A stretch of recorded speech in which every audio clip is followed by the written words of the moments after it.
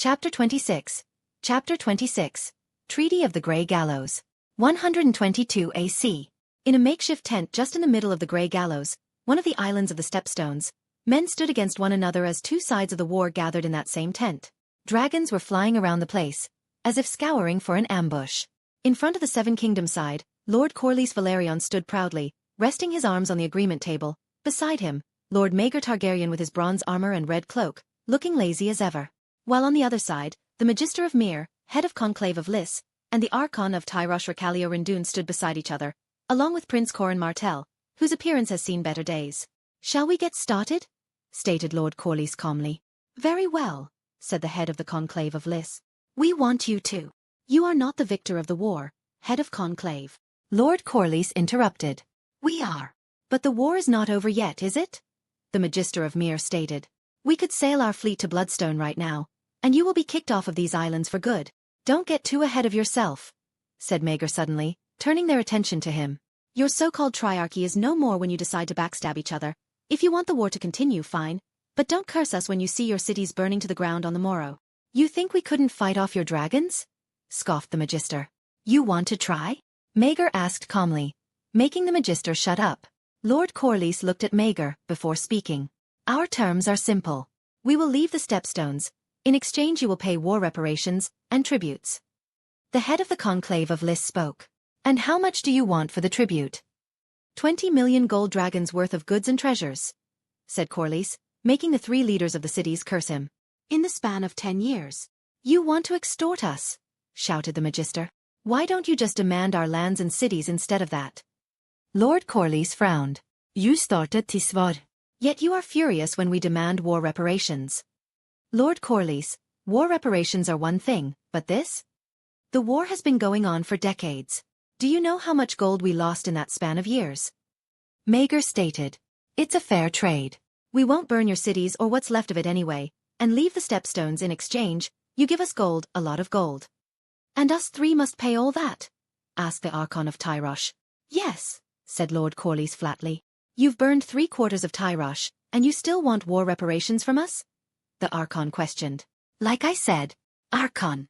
Lord Corlys answered deeply. "You started this war by extorting our merchants. You think we just leave you with a slap on the wrist?" The crab feeder was the one who started it. The head of the Conclave of Lys argued, making the Magister of Myr turn towards him. "He should pay for most of the damages." "We have little care on who will pay, head of Conclave," said Maegor. "The important thing is, the Triarchy will need to pay 20 million gold dragons worth of treasures and goods in the span of 10 years. "But as you said, Lord Maegor, the Triarchy is no more," said the Archon calmly. "Yet the 3 cities remain standing." Maegor countered. "Well, 2 of the 3 cities. So what do you all say?" asked Lord Corlys. "Will you continue this war? Or pay?" The Magister thought about it for a second, while the other 2 city representatives just stared at Lord Corlys in annoyance. 10 million. said the Magister. 20 million, Magister. You can't argue. Lord Corlys insisted. "We cannot pay 20 million, Lord Corlys," said the Magister calmly. "At most, 15, or you'll risk us not paying you." "If you can't pay in the span of 10 years, do not worry, we will not storm your cities, but there will be interest," said Maegor suddenly, making the 3 cities rep frown deeply. "How much?" asked the head of the Conclave of Lys. 10%, said Maegor, and the representatives raised their eyebrows, while the Prince of Dorne, who was quiet all this time, frowned. "Only 10%? asked the Magister, seemingly not believing it. Corlys nodded. "Only 10%. The Magister looked upon the 2 representatives beside them, seemingly thinking that it's a good deal. "Fine, we will agree. On the condition that the Iron Throne will not occupy the Stepstones ever again."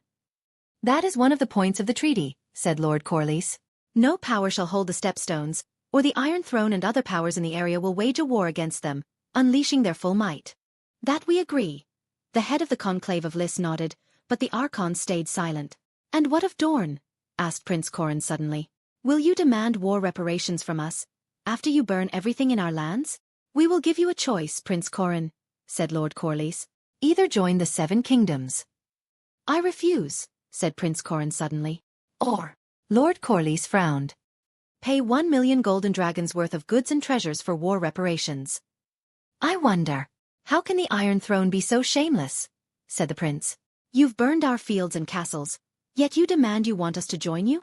You've joined this war, Prince Corin, argued Maegor. It means you know what will happen to you, yet you've joined nonetheless. Perhaps your subjects aren't pleased when they see their castles and fields burned to the ground, when all of that could be avoided with just not doing anything at all. The Iron Throne has occupied the Stepstones, which is near us. Do you think we'll let it happen? Asked the prince.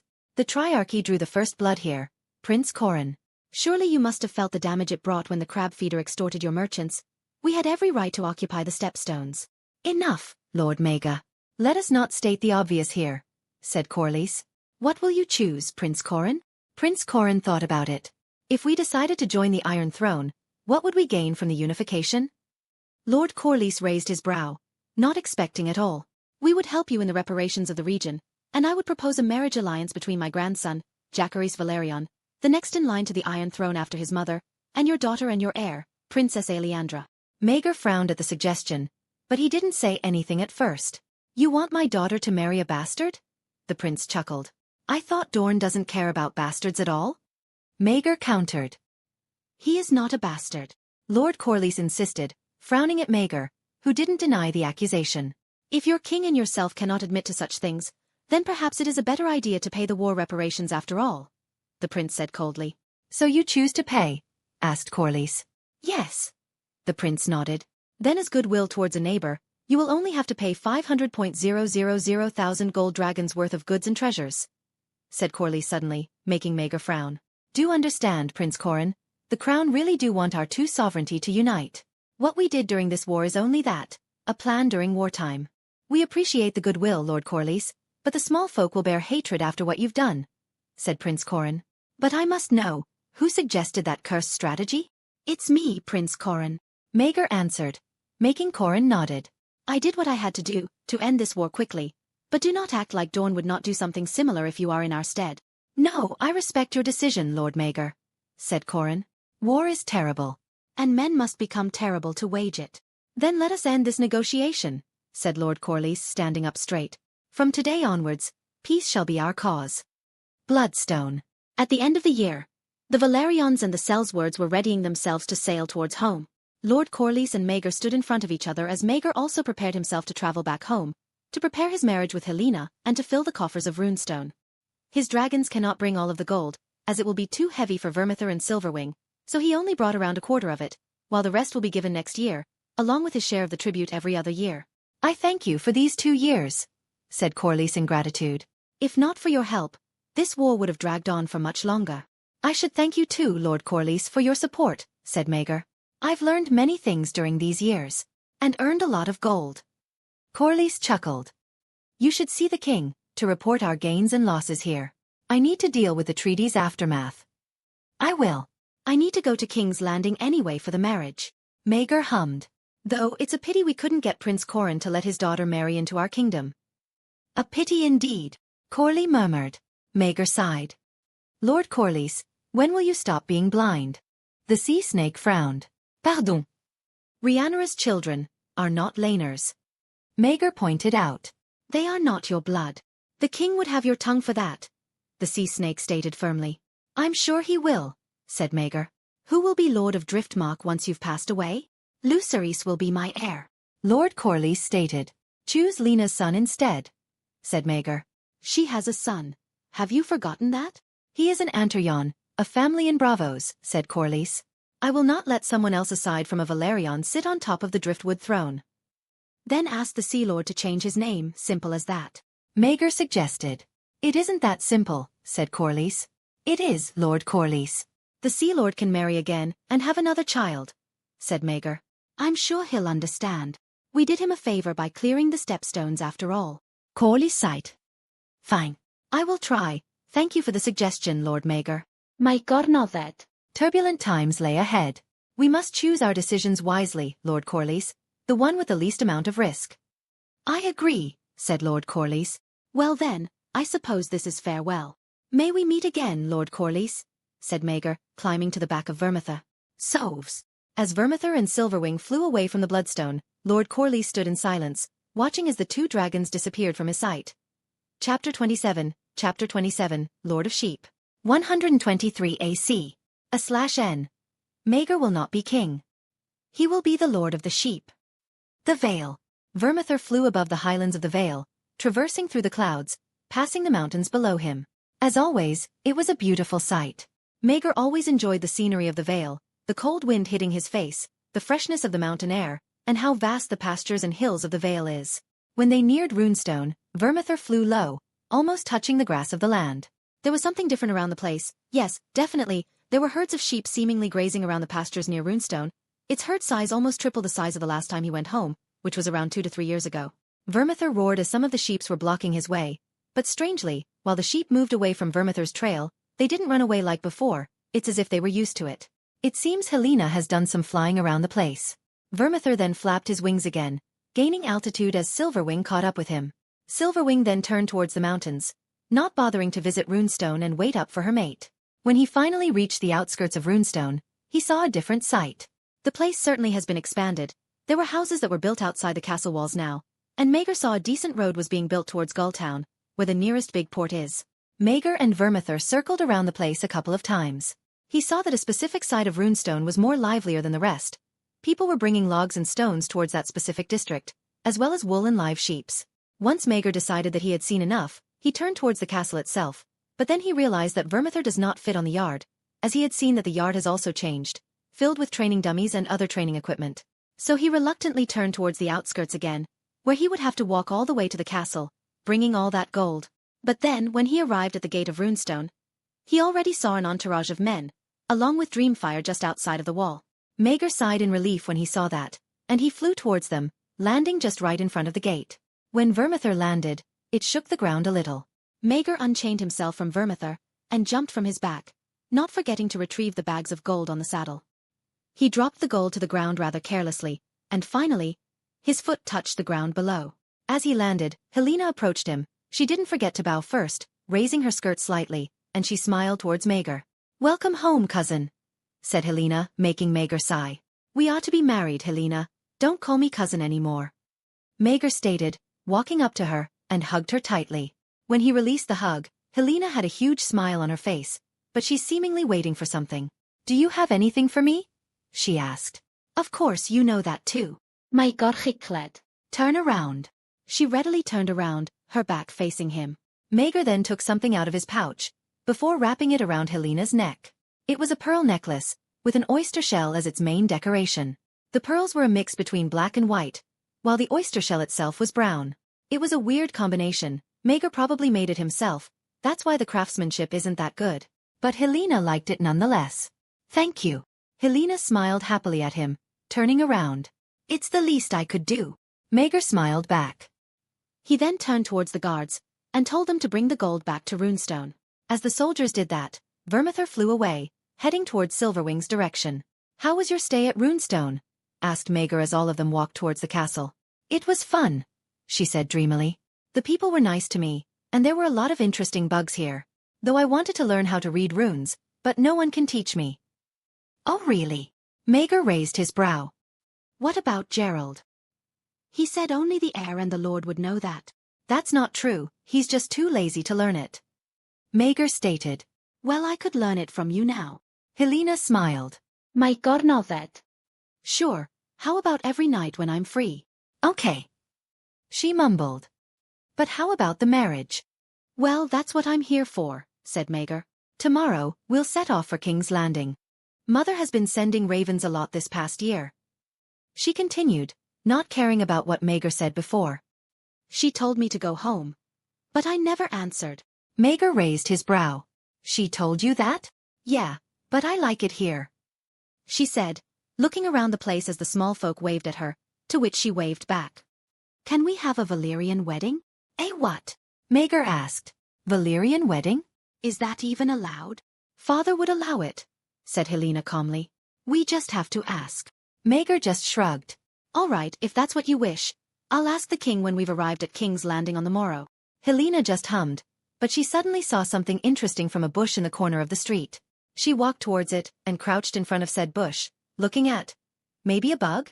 Who knows? Maegor just stared helplessly at her, so he turned towards the guard and told them to call Sir Willem here, and they did just that. Around half an hour later, Helena was still standing in front of said bush, seemingly looking at the leaves, but finally, Sir Willem arrived. "My lord," he said, gasping for air as he was hurrying towards here. Welcome back to Runestone. A lot has changed, Maegor stated, nodding. Indeed, my lord, Ser Willem exclaimed. Lady Helena has been the most helpful to me when you were away. She has? Maegor asked, a bit surprised. Oh yes, she's incredibly bright for her age. Ser Willem nodded, looking at Helena in the corner. She could easily count our earnings of the year in just a few moments in her head. Interesting. Maegor hummed. So mind telling me about these past 3 years? Well, as you have probably seen on your way to Runestone, we have a surplus of sheep. How many exactly?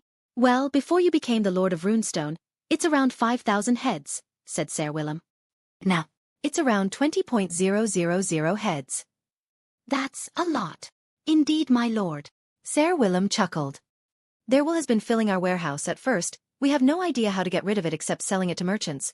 But now, tailors have come to Runestone, seeking jobs, so I offered them some gold to start a business using the instructions you've given me, and modified it a little, and now, we produced clothing, and carpets, and cloaks.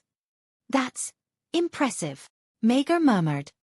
So no problems whatsoever. Well, the Lord of Gulltown visited us a year back, said Ser Willem. They offered us a joint construction of a road, as a lot of merchants from there wanted to buy our goods, but have no decent path to travel. What of our port? Asked Maegor. It's doing its job, my lord.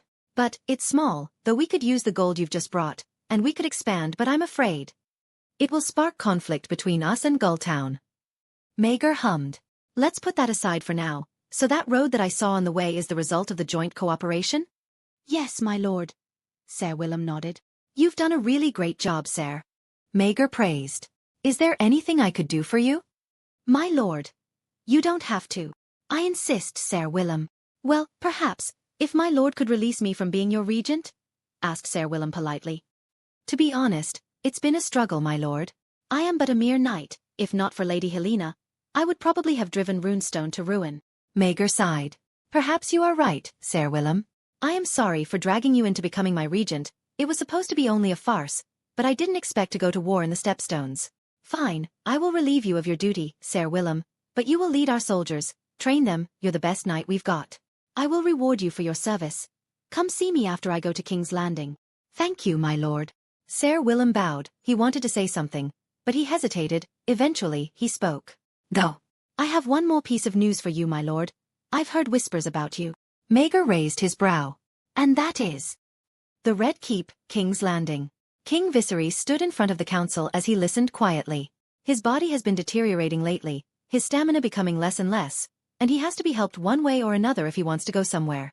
Inside the council were the usual faces, Lord Otto, Queen Alicent, the Iron Rod, Lord Beesbury, Lord Tywin Lannister, and the Grand Maester Mellos. Your Grace, I've had reports on the War of the Stepstones, said Tywin Lannister.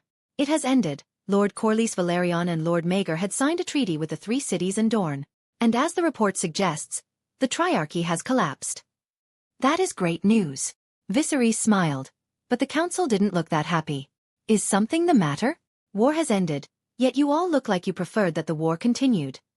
Your Grace, while it is a great achievement in itself that your nephew, Lord Maegor, has dealt with the Triarchy in a span of less than 2 years, it's what he used as the method of ending the war that concerns us. The Iron Rod spoke out. I fear he used a cruel tactic in order to achieve anything. And that is, he starved Dorne for a year, Your Grace, burning every field and cattle they could find, said Tywin Lannister. Any discussions on the unification of the Iron Throne and Dorne have possibly been pushed back further than ever before. Not to mention, he burned Tyrosh to the ground. Sure, it is effective, and it's one of the main reasons that the Triarchy collapsed, but it is cruel, Your Grace, said Otto. Hundreds of thousands of lives have been lost. Well, it is war, Viserys argued. The important thing is, it has ended. The casualties would have been much higher if the war continued like this. Your Grace, I understand, said the Iron Rod. But no one decides to burn an entire city to the ground, and expect nothing to change in his personality. What are you suggesting, Lord Jasper? Questioned the king sharply. We have concerns that a second Maegor the Cruel has been born. Otto spoke out clearly, making the king frown. The king didn't say anything, he just stared at the council. Then with an annoyed tone, he spoke clearly. I remember years ago when you said that my brother was to be the second Maegor the Cruel. And now, you accuse his son to be the second Maegor the Cruel? This time, we have genuine concerns, Your Grace. He is to marry Helena, Otto, your granddaughter. Viserys pointed out. You agreed to this, yet you accused your own grandson-in-law of being a tyrant over a baseless accusation? Viserys, the hand is right. The queen spoke. I do not want Helena to marry a cruel man. Perhaps we should consider. Enough. The king spoke sternly. If we break the betrothal, my already broken relationship with my brother would break even more. Is that all you want? To see your king's family be torn apart? The small council just went silent as the king stared down at them. I will not hear of this any longer. I will be the judge on whether or not he's a tyrant or not when he comes to the Red Keep for his late marriage. Of course, your grace. Otto, who has realized that he has lost the bet, bowed. Chapter 28. Chapter 28. A Knight and a Husband. 123 AC. King Viserys sat upon the Iron Throne as he held Blackfyre with his one remaining functioning hand. On the left of the throne stood Queen Alicent, and on the right of the throne stood the hand of the king. 5 King's Guards stood in front of the throne, their backs facing it, while the other 2 stood besides the door, guarding it ever vigilantly. The members of the small council were also there, standing at the corner of the room, waiting for someone to enter the throne room. Suddenly, the huge door opened, 2 individuals entered the place. One was a man, wearing bronze armor and a red cloak, the other, a girl, wearing a bronze-colored dress. As the queen saw the girl wearing the dress, she frowned ever slightly. Lord Maegor Targaryen, Lord of Runestone, and his betrothed, Princess Helena Targaryen, the King's Guard announced loudly. The 2 individuals walked towards the Iron Throne, their backs straightened. Both of them then bowed towards the king, paying their respects. My dear nephew, smiled the king. It's been almost 3 years since I last saw you. You look different. Indeed, your grace, said Maegor. These years have been life-changing to say the least. The king just chuckled awkwardly. So I presume that you are here to report? Yes, your grace. My God, not that. I am also here to do my duty, to marry Princess Helena. Ah yes, as I understand, you're supposed to marry her last year. The king hummed. Very well, we will talk about that after you report about the war. Maegor bowed again, and he spoke about what had happened in the Stepstones. During these 2 years, we have managed to get the Triarchy to collapse. As of right now, your grace, the 3 cities are fighting each other for territory over the disputed lands in Tyrosh itself, as 2 of the 3 powers have essentially collapsed. And how did you manage to do that? Asked the hand suddenly, seemingly already knowing its answer. I've burned the city of Tyrosh, said Maegor flatly. And in doing so, the rest of the cities wanted a piece of what was left of Tyrosh.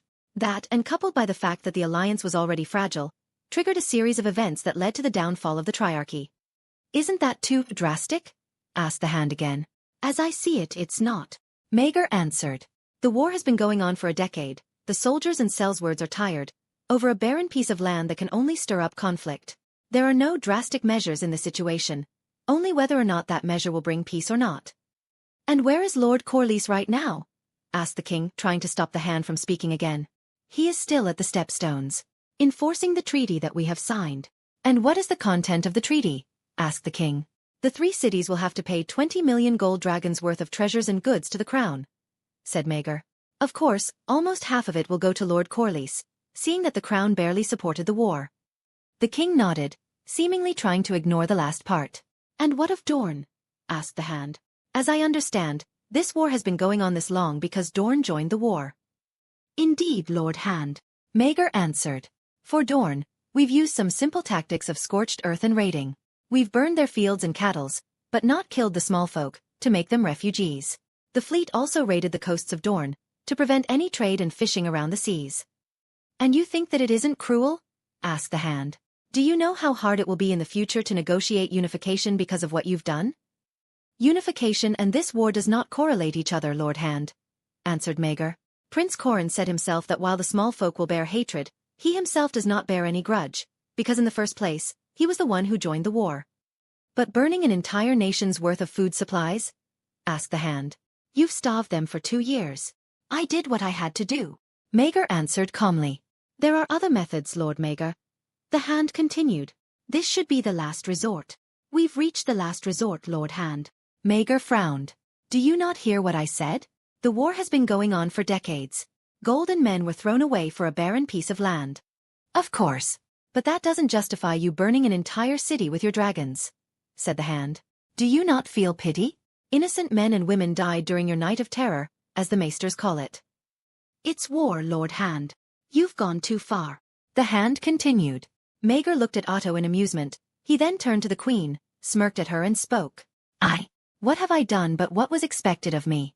Forever upholding the kingdom and the law.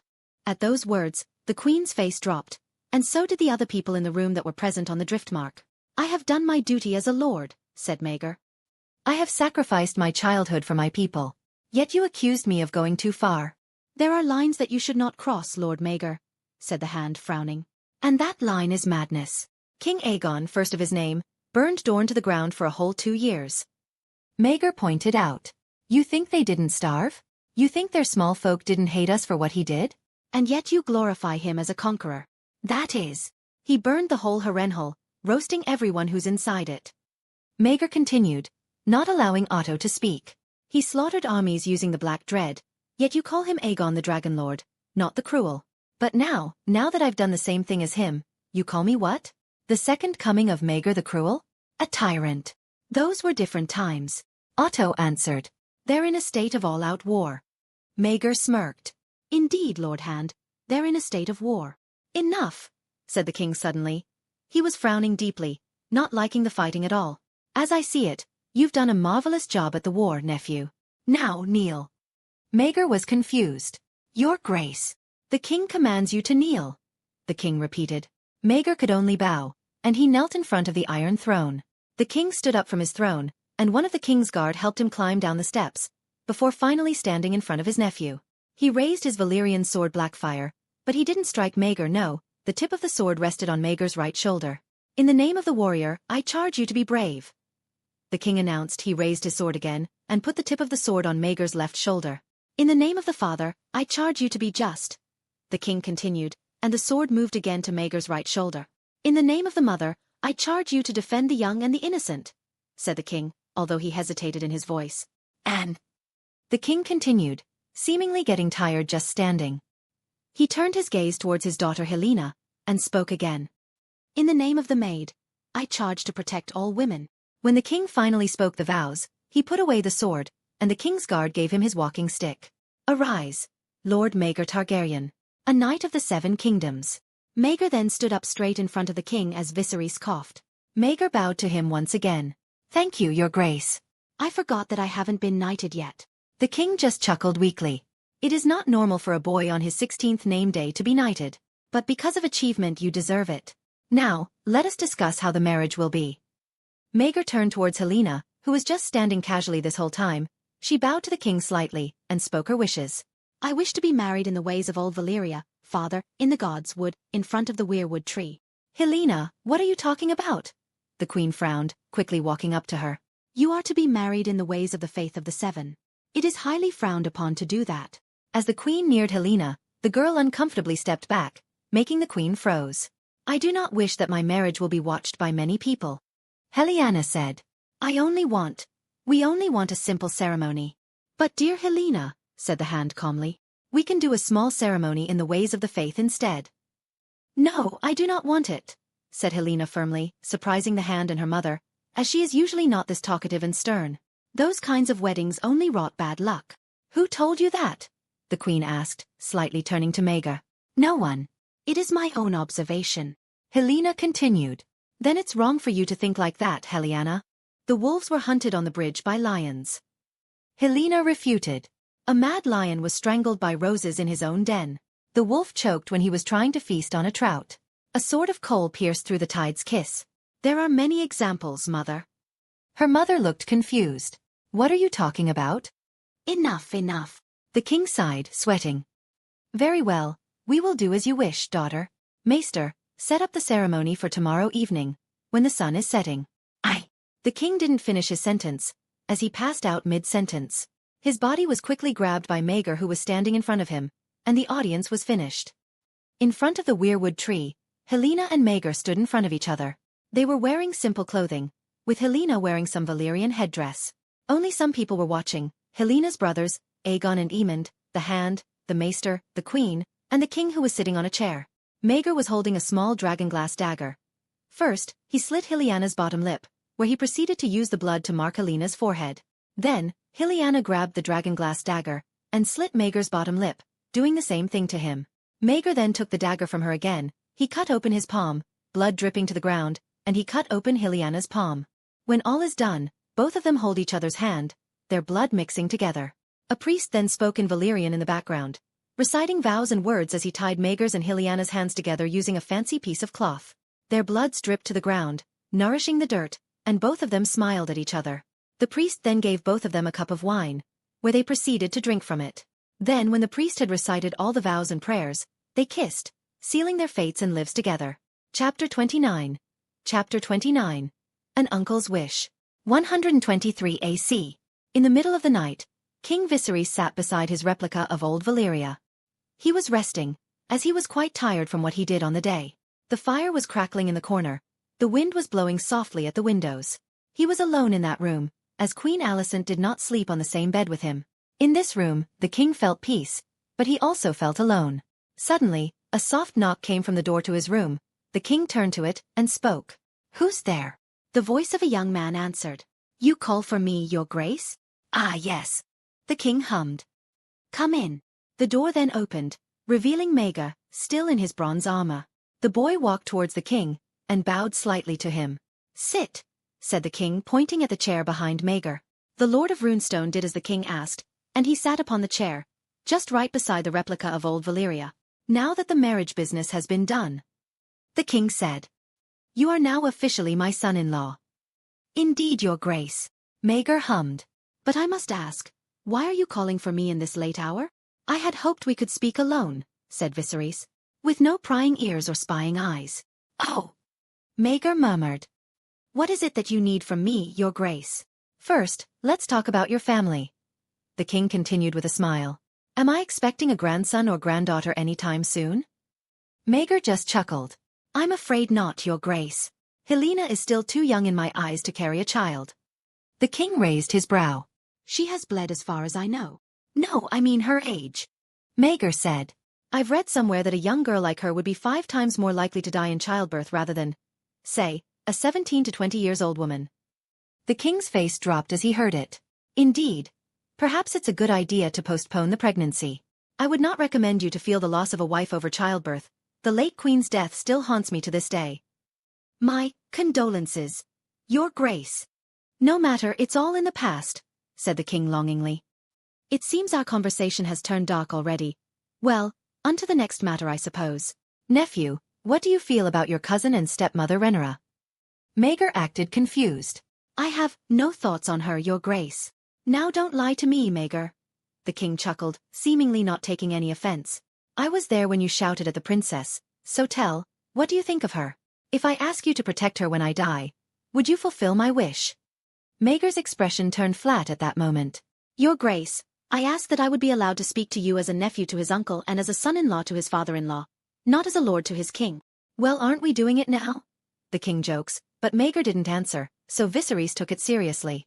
"Very well, speak your mind." "Uncle, my God, not that. I would not mind if Rhaenyra is to be queen of the 7 kingdoms, but what she has done during these years is not queen-worthy." The king frowned. "What are you implying, nephew?" "You know what I'm talking about, uncle," Maegor said calmly, not caring if his tongue would be cut out or not.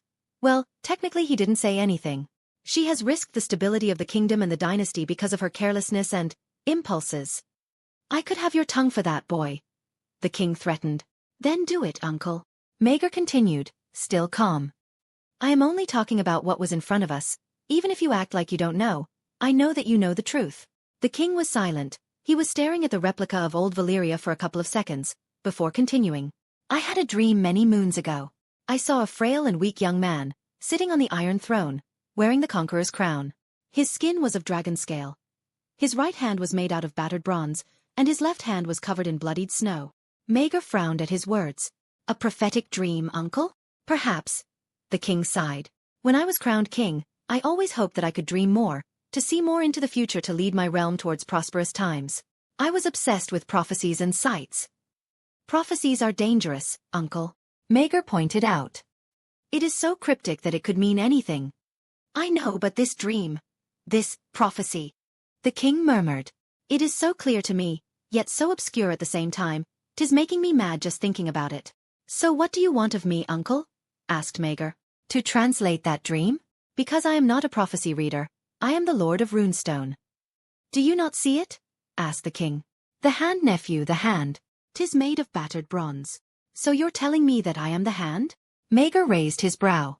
Then what of the other hand? The bloodied snow? And who was the one sitting on the Iron Throne? I do not know, it is why I've become so frustrated with it. The king murmured. Tell me, nephew, is it wrong for me to choose Rhaenyra as my heir?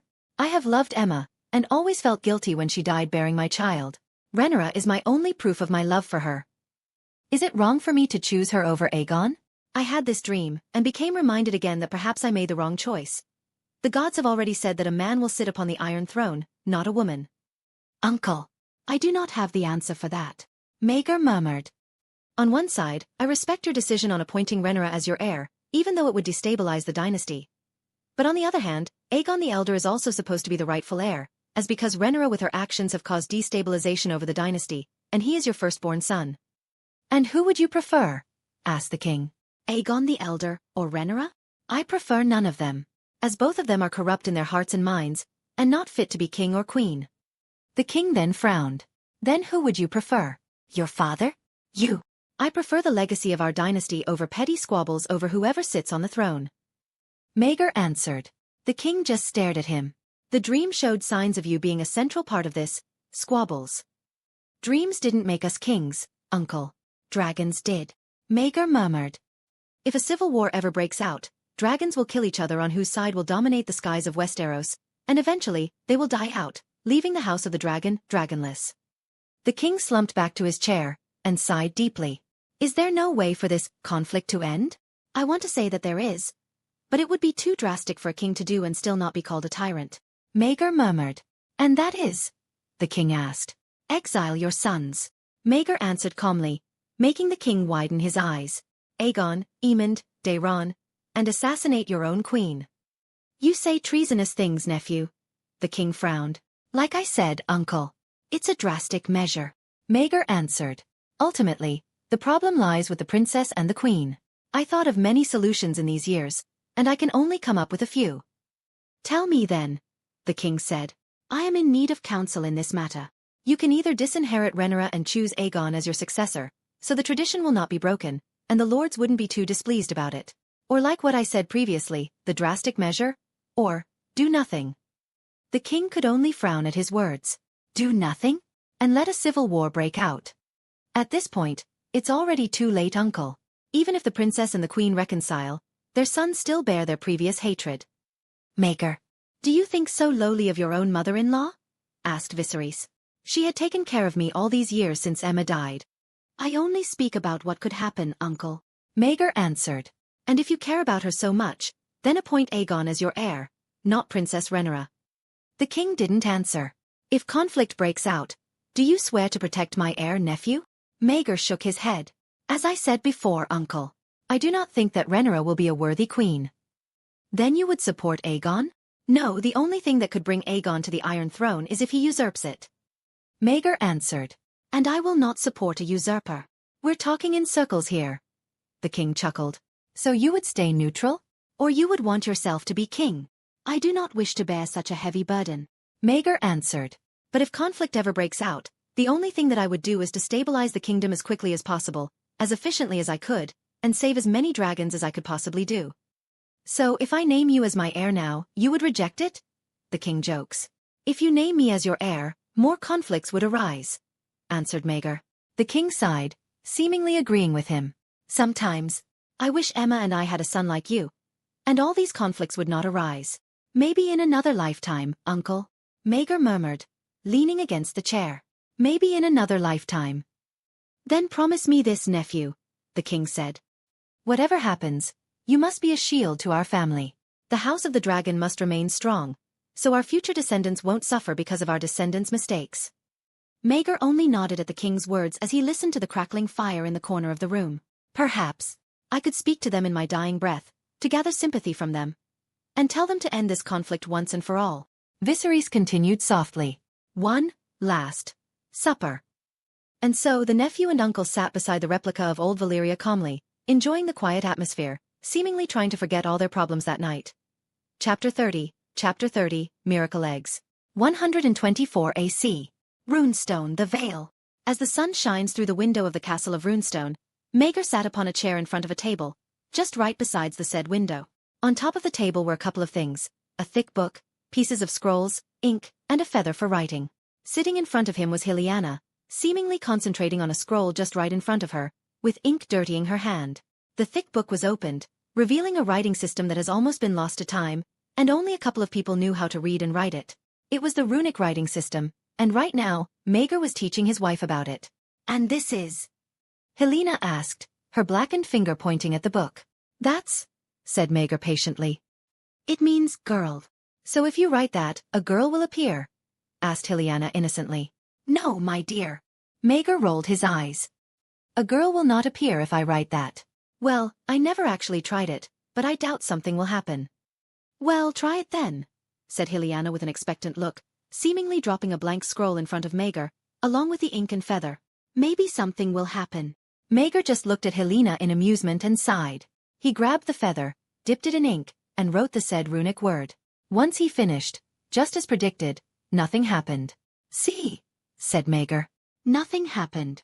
"Then what about this?" asked Helena again, pointing at another runic word. "That's," answered Maegor again. "It means beautiful." "What happens if you write it?" asked Helena curiously.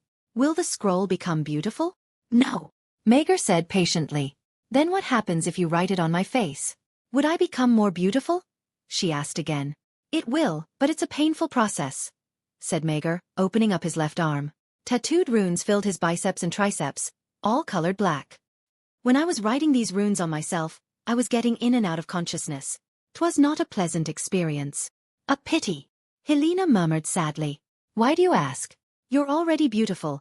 We are of Targaryen blood." Maegor asked in confusion. "I was just curious." "The mask of failure could not be cured after all," Helena answered, seemingly back to her stoic and quiet self. She continued to write runic words to her scrolls, seemingly already proficient in some of it, but she still has a lot to learn. Suddenly, a knock came from the door of the solar. Maegor turned around to it and spoke loudly. "Come in." The door opened, revealing a man with bronze plates. It was Ser Gerald, Maegor's uncle. "Something the matter?" asked Maegor. "Nephew, I think you want to hear this," answered Gerald. Some small folk were caught trying to sell some highly valuable items. Maegor could only raise his brow. "So, if it's theirs, then we have no right to take it from them." "It's not theirs," answered Gerald. "It's dragon eggs." Maegor frowned at Gerald's words. He stood up from his seat, Helena seemingly not caring at all. "Are you sure? Where did they get that?" "On the mountains," said Gerald. "In a cave." "A cave. Just come with me, nephew." Maegor and Gerald walked through the now busy streets of Runestone. Many sheep were passing through, seemingly going to either get sheared or slaughtered for their meat. Sounds of chopping wood also could be heard from a workshop here and there. About 15 minutes of walking later, Maegor and his uncle arrived at the guard station. There was a group of small folk standing outside of the post, and a bag of something was on the ground. The guards' backs straightened up when they saw Maegor enter their vision, and they're seemingly nervous around him. "My lord, we have caught some men trying to sell dragon eggs in the market," said the guard. Maegor just nodded at his words, and he turned towards the small folk. "Where did you get it?" "Lord, have mercy," the man in ragged shirt pleaded. I found the egg at a cave on the mountains nearby." I swear, Lord, I didn't know it was a dragon egg. I thought it was just some peculiar stone." Maegor crouched down towards the bag, and he opened it. He saw 3 eggs, one was white in color, one was yellow, and the other was blue. When he touched it, it hadn't turned into a stone yet. It was still a proper egg. "Where exactly? Near Red Fort? Iron Oaks? Old Anchor?" asked Maegor again, still examining the dragon eggs. "And near Red Fort, Lord. You saw more of these there?" "And no, there were only those 3. Maegor hummed. "Gerald, give the man some coins for his losses." "What?" asked Gerald, confused. "Give him some coins," Maegor answered, grabbing the bag. "But let him stay here first. Search his house. I will go to the place he's talking about to check if he isn't lying or not. Once I'm back and find no traces of lies, you can let him go with the coins." Gerald could only raise his brow, but he didn't object. "Fine. Thank you, Lord," the small folk exclaimed. "You aren't free yet," said Maegor. "Stay here, I will be back shortly." Then, Maegor rode to the outskirts of the town, before blowing his horn, calling Vermithor towards his location. Vermithor landed in front of him. The ground shook as his gigantic self touched the green plains. Maegor quickly climbed to his back, and he whispered to his dragon to bring him to his nest, and the dragon obeyed. Not a day later, Maegor came back from his trip to Vermithor's nest. As always, he only found Silverwing sleeping inside the cave, and when he searched the place, he found no more dragon eggs. He then rode towards the guard post again, freeing the small folk, and then he came back to Runestone to think. Maegor entered his room, where he saw Helena reading a book while drinking some milk. Helena turned towards Maegor when he entered, and she saw the bag in his hand. "Are those dragon eggs?" she asked calmly, closing the book she's reading. "It is." Maegor nodded, putting it gently on the table. 3 to be exact. But it's quite surprising to see a batch of eggs from Silverwing. She's almost 100 years old. Miracle's eggs, Helena said casually. She examined the egg, spinning it around. "And what are we going to do with it?" "I don't know, to be quite honest with you." Maegor dropped to his chair. "I wanted to make a hatchery here, but it'll be quite a while till it's finished. I'm afraid it'll turn to stone by the time the hatchery can be ready to use." "Make a hatchery here?" Helena asked. "The Vale is quite cold." "I know, that's why it'll take a bit more time to build. Runes can fix that problem." "That is one way to do it," Helena murmured. "To Dragonstone then?" Maegor hummed. "Yes, to Dragonstone. I haven't seen my half-brothers yet either, so I guess it'll be a productive journey." "Then I will come." Helena released the egg, putting it back in the bag. "I will ask the maids to prepare our clothes." "You're going on Dragonback?" Maegor asked, quite surprised. "It's been a while since you've ridden." "All the more reason to go." She smiled before leaving Maegor alone to pack up their things. Chapter 31. Chapter 31. A Brother's Pity. 124 AC. Maegor sat on top of Vermithor as the strong wind current of the sea hit his body. The bronze dragon was flying low. His humongous feet were touching the water below. The weather was perfect for flying, the sun was shining brightly in the sky, and the warm summer wind of the Blackwater Bay was enjoyable. Besides Vermithor, Helena also flew with her Dreamfire. The dragon's blue scales and white stripes were a pleasant sight, seemingly blending in with the sea. Maegor looked at her. She was having a time of her life, enjoying the summer wind. As both of them approached the island of Dragonstone, the dragons increased their altitude, flying higher to the sky. When Maegor and Helena could see the whole of Dragonstone in its glory, they stopped ascending, gliding in the sky again. Vermithor then increased his speed, seemingly diving down towards the castle below them. Helena watched as Maegor jumped from the saddle, falling from the sky at the same speed as Vermithor. He was falling just right beside the saddle, his head looking at what's below, and no chain tied him to the dragon at all. While she would be lying that she isn't scared seeing the stunt, she just giggled in amusement, as she trusts the skill of her husband. Dreamfire also started to descend again, towards the yard of the castle as Maegor and Vermithor were doing their trick. When Maegor saw that he was approaching the ground, he quickly moved his body towards the saddle, grabbing the handle of it, and quickly chained himself to the dragon. Vermithor then spread his wings, stopping the fall altogether. Both of them landed on the yard first, as they literally dived down towards it unlike Dreamfire. When the bronze fury touched the ground, it shook. His footprint instantly formed because of the energy from the dive before. Not long after, Dreamfire landed, stepping on solid ground after a couple hours of flying. When he saw that Helena safely landed, Maegor jumped from Vermithor, carrying the 3 dragon eggs in a bag. Maegor had just noticed it, as he was too focused falling to the ground, but he finally realized that Daemon, Rhaenyra, and 2 little boys were waiting in front of them, and he saw 2 little boys scared shitless from what they've just seen. Both of them looked frail, the younger one even frailier than the older one, and he could only frown at the sight. He decided to ignore it for now, and turned towards Helena, who was trying to climb down her dragon, who was quite big. "Are you all right?" asked Maegor in amusement. "Here, catch this," said Helena, throwing a trunk full of clothes towards Maegor, and of course he got it, albeit barely. Helena then climbed down the she-dragon, the chain still strapped around her waist. When she touched the ground, Maegor helped her unchain herself, and she took the trunk back from Maegor's hand. After that, she turned to Dreamfire, and caressed her neck. "Kirimvos. Thank you," she whispered, and the dragon purred. Maegor also turned to Vermithor, and he spoke to him. "Sovs. Vermithor. Lo ao a Senegon cannibal isi bona blenin. Kezan sagon shur najot ivestragon esi toli. Fly, Vermithor. If you manage to kill cannibal in that damn mountain, I'll be sure to tell the others." Vermithor just gruffed at his words, and the bronze dragon took off from the yard, flying towards the Dragonmont, his old home when his previous rider died. While Vermithor flew away, Dreamfire did not. She stayed at the yard, where the dragon keepers will take care of her. And so, Helena grabbed Maegor's arm, and both of them walked towards their hosts, Daemon and Rhaenyra. Daemon was looking at his firstborn in amusement, as he heard what Maegor had told his dragon just now.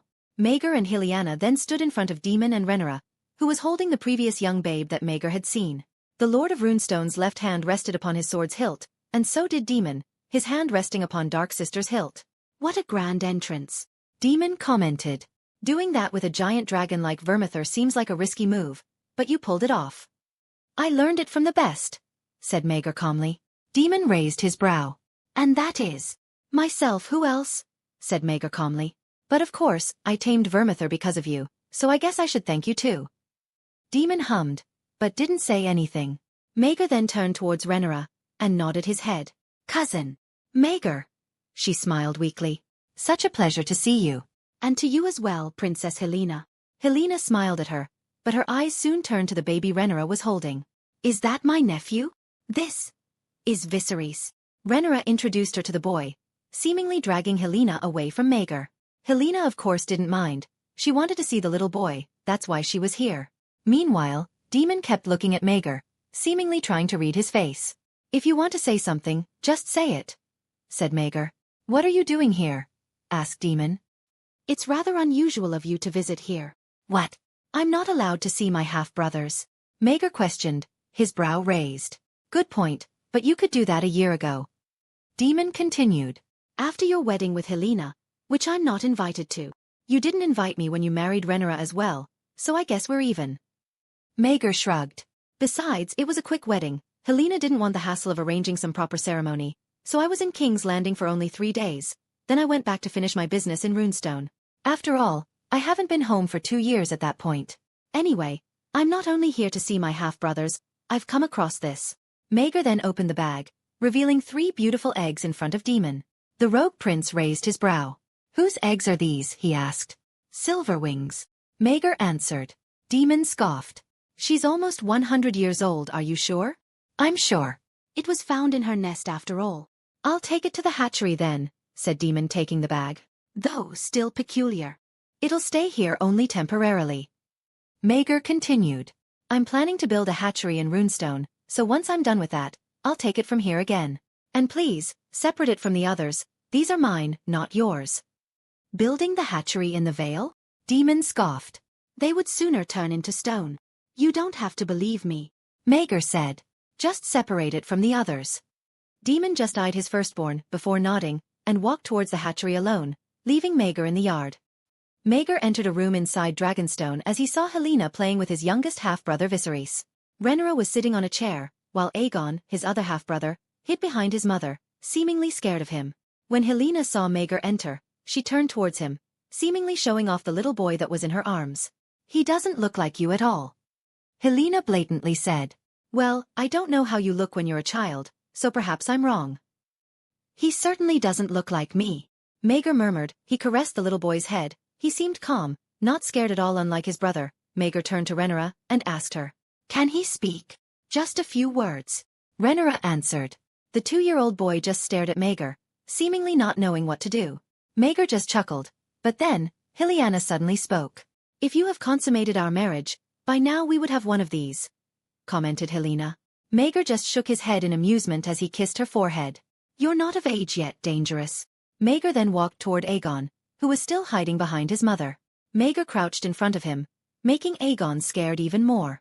"Come on, greet your brother." Rhaenyra pushed Aegon towards Maegor, exposing the boy. The boy stood in front of Maegor shyly, and the boy spoke. I am Aegon." Maegor raised his brow. "I'm Maegor, your elder brother. Why are you scared of me? Don't tell me your mother told scary tales about my deeds? Or is it our father? You have a scary dragon." Aegon murmured. "A big one too." "What? Vermithor is friendly. He's tame, unlike our father's dragon," Maegor exclaimed. "You have a dragon, Aegon?" I do, though he's small," Aegon answered. "You want to ride a dragon?" Maegor asked again. I don't know. Heights are scary." Maegor just chuckled as he ruffled his brother's hair, and stood up. At that point, Daemon entered the room, his hands behind his back. "A pity," Maegor murmured. "Innocent boys. They have yet to realize what situation they're in." Rhaenyra frowned as she heard it. Before she could say anything, Maegor continued. I want to offer you something.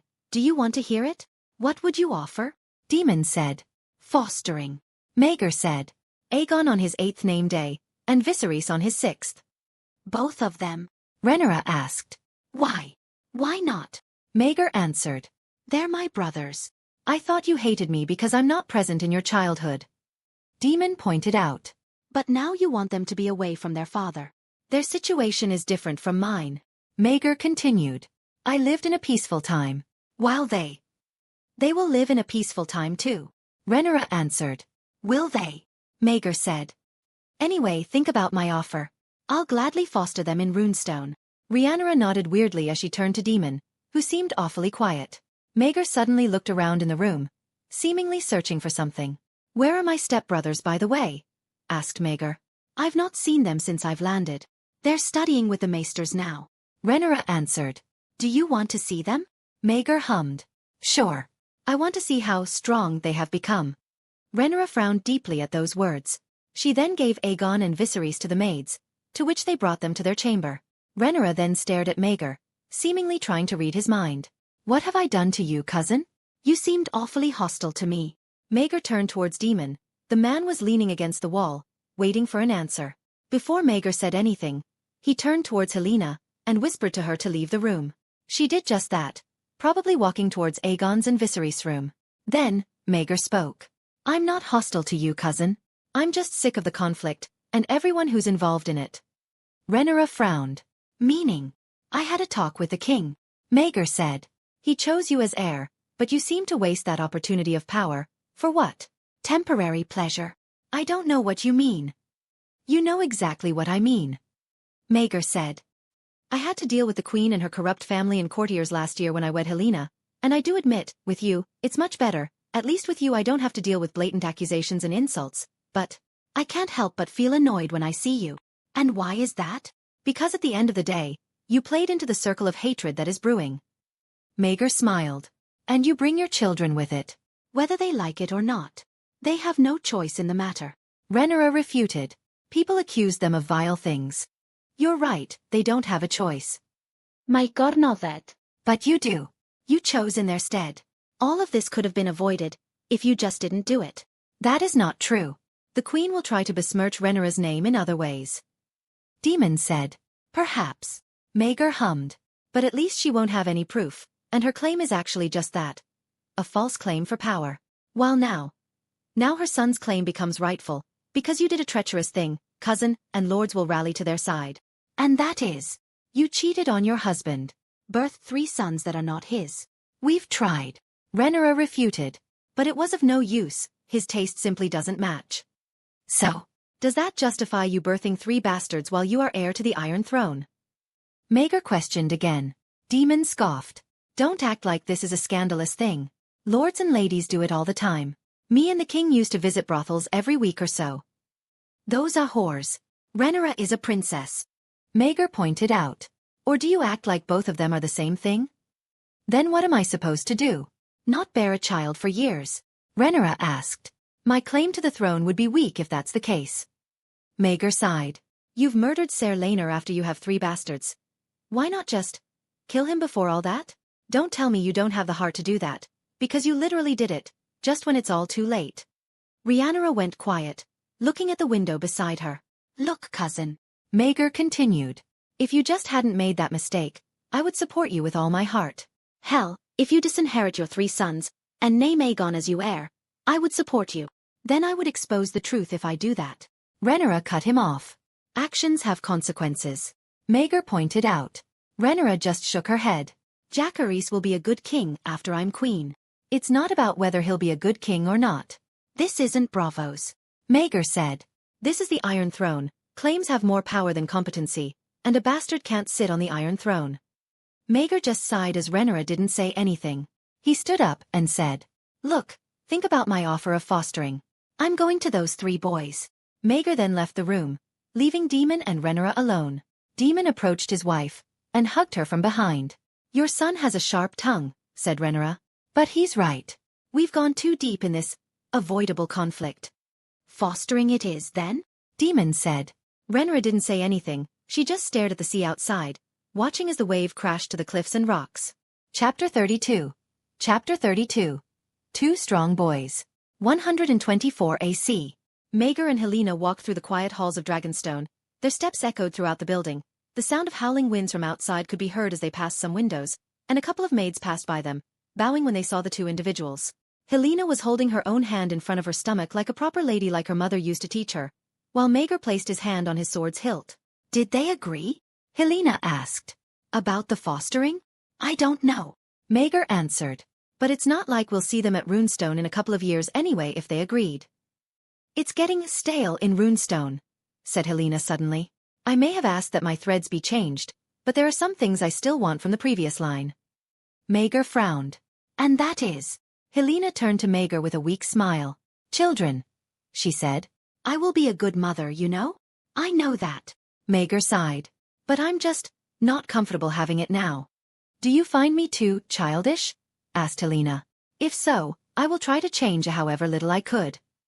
"As I said before, you're too young, Helaena. Pregnancies are dangerous when young." Maegor pointed out, holding her hand. "At least just maybe one more year. I promise." Helaena just hummed. "Then the Bronze twins will not come to this world until next year." Maegor looked at Helaena in amusement. "Oh, so now you know that we have to have twins?" "No, I don't know." Helaena chuckled. "But one can only hope." Maegor just shook his head as both of them arrived in a giant room. In the middle of the room, there was a long table that was painted with the continent of Westeros. Maegor saw a little boy sitting in the corner, with a maid beside him. He was reading a book rather deeply, seemingly enchanted in it. There was another boy, just about 10 years of age, standing right beside a window. He was reading phrases of High Valyrian loudly while the maester heard it behind him. "Scory Aegon Zoltan Harrenhal. Daer. Daer East Glayston?" "When Aegon burned Harrenhal, no one survived," said the boy, turning to the maester, and the maester nodded. The boy then noticed Helaena and Maegor standing in the entrance of the room, and the boy tensed. "Go on," said Maegor as he leaned against the wall, with Helaena looking around the place as it is her first time here. "We won't disturb you." The boy just nodded weakly, and his gaze turned back towards the book again. "Hey se Daries hen Tijitsos se Daries hen Mazagan Direptin Poja Azantes Vaia Tistatigan. Aegon se Zion Mandia Jaomagon se Parman Najat Zalagon se Azanter. Yaba Sayed." As the king of Rock and the king of the Reach gathered their troops on dry land, Aegon and his sister used the grass to burn the army. "A long time." "Yami Bayed." Maegor corrected him. "A short time." "Right," the boy murmured. "Gees hen Lentair Gardner perished isi Persis. Parasi Lannister Abuljagon isi Najon hen Aegon. Say Zaldrises Ixio Idarebagon Zyri he Ixio hen Endia. Esi Tyro Lentair Kessa Sagon Ixio hen Mazagan. Whole of the house Gardner perished in the fire." Then Lannister bent the knee in front of Aegon. "The Dragon Lord chose them as Lord of the West, and House Tyrell will be Lord of the Reach," said Helaena suddenly with a smile. The maester turned to them and bowed. He left the room, leaving the two boys, Maegor and Helaena. Helaena walked towards the big table, seemingly interested in it. She softly touched the north, then the Vale, but her fingers stopped at Runestone. "Uncle, Aunt." The boy that was just reading High Valyrian nodded. "I apologize that I didn't greet you sooner." "No, it's fine." Helaena spoke, her fingers continuing to the rivulins, towards God's Eye. "We're here for a day, so we could meet you any time we want." "Jason Luke, right?" Maegor said. "We haven't really talked much, have we?" "As I recall, this is the first time," said Jace. Maegor hummed. "Can you use a bow?" "What? Shoot arrows? Or did your stepfather not teach you that?" I don't really have much interest in it," Jace said. "The Northmen really like hunting." Maegor pointed out, walking towards the table. He pointed his fingers to the wolfswood. "There are a lot of stags and wolves here." Jace pretended he knew what Maegor was talking about as the two boys walked towards him, looking at what he's pointing at. Meanwhile, Helena's fingers moved to Crackclaw's point. "You can make a friend in the Northmen through hunting." Maegor continued. "The soon-to-be Lord of Winterfell often asked me to go hunting, but his uncle often used his power as regent to prevent him from doing risky things. Though, in my opinion, it's just him relishing all the power he will get until the boy takes his rightful place, and by that time, he would probably be punished because of it." While Luke seems confused, Jace seems to know what Maegor is saying. To be friends with the wolves, you must become one with their pack. Exactly. Maegor hummed. Now, I recommend that you teach yourself how to use a bow, even though you will rarely use it, at least be good at it, who knows, it might save your life someday. Then can you teach us? Asked Jace calmly. I heard from stepfather that you're a good archer.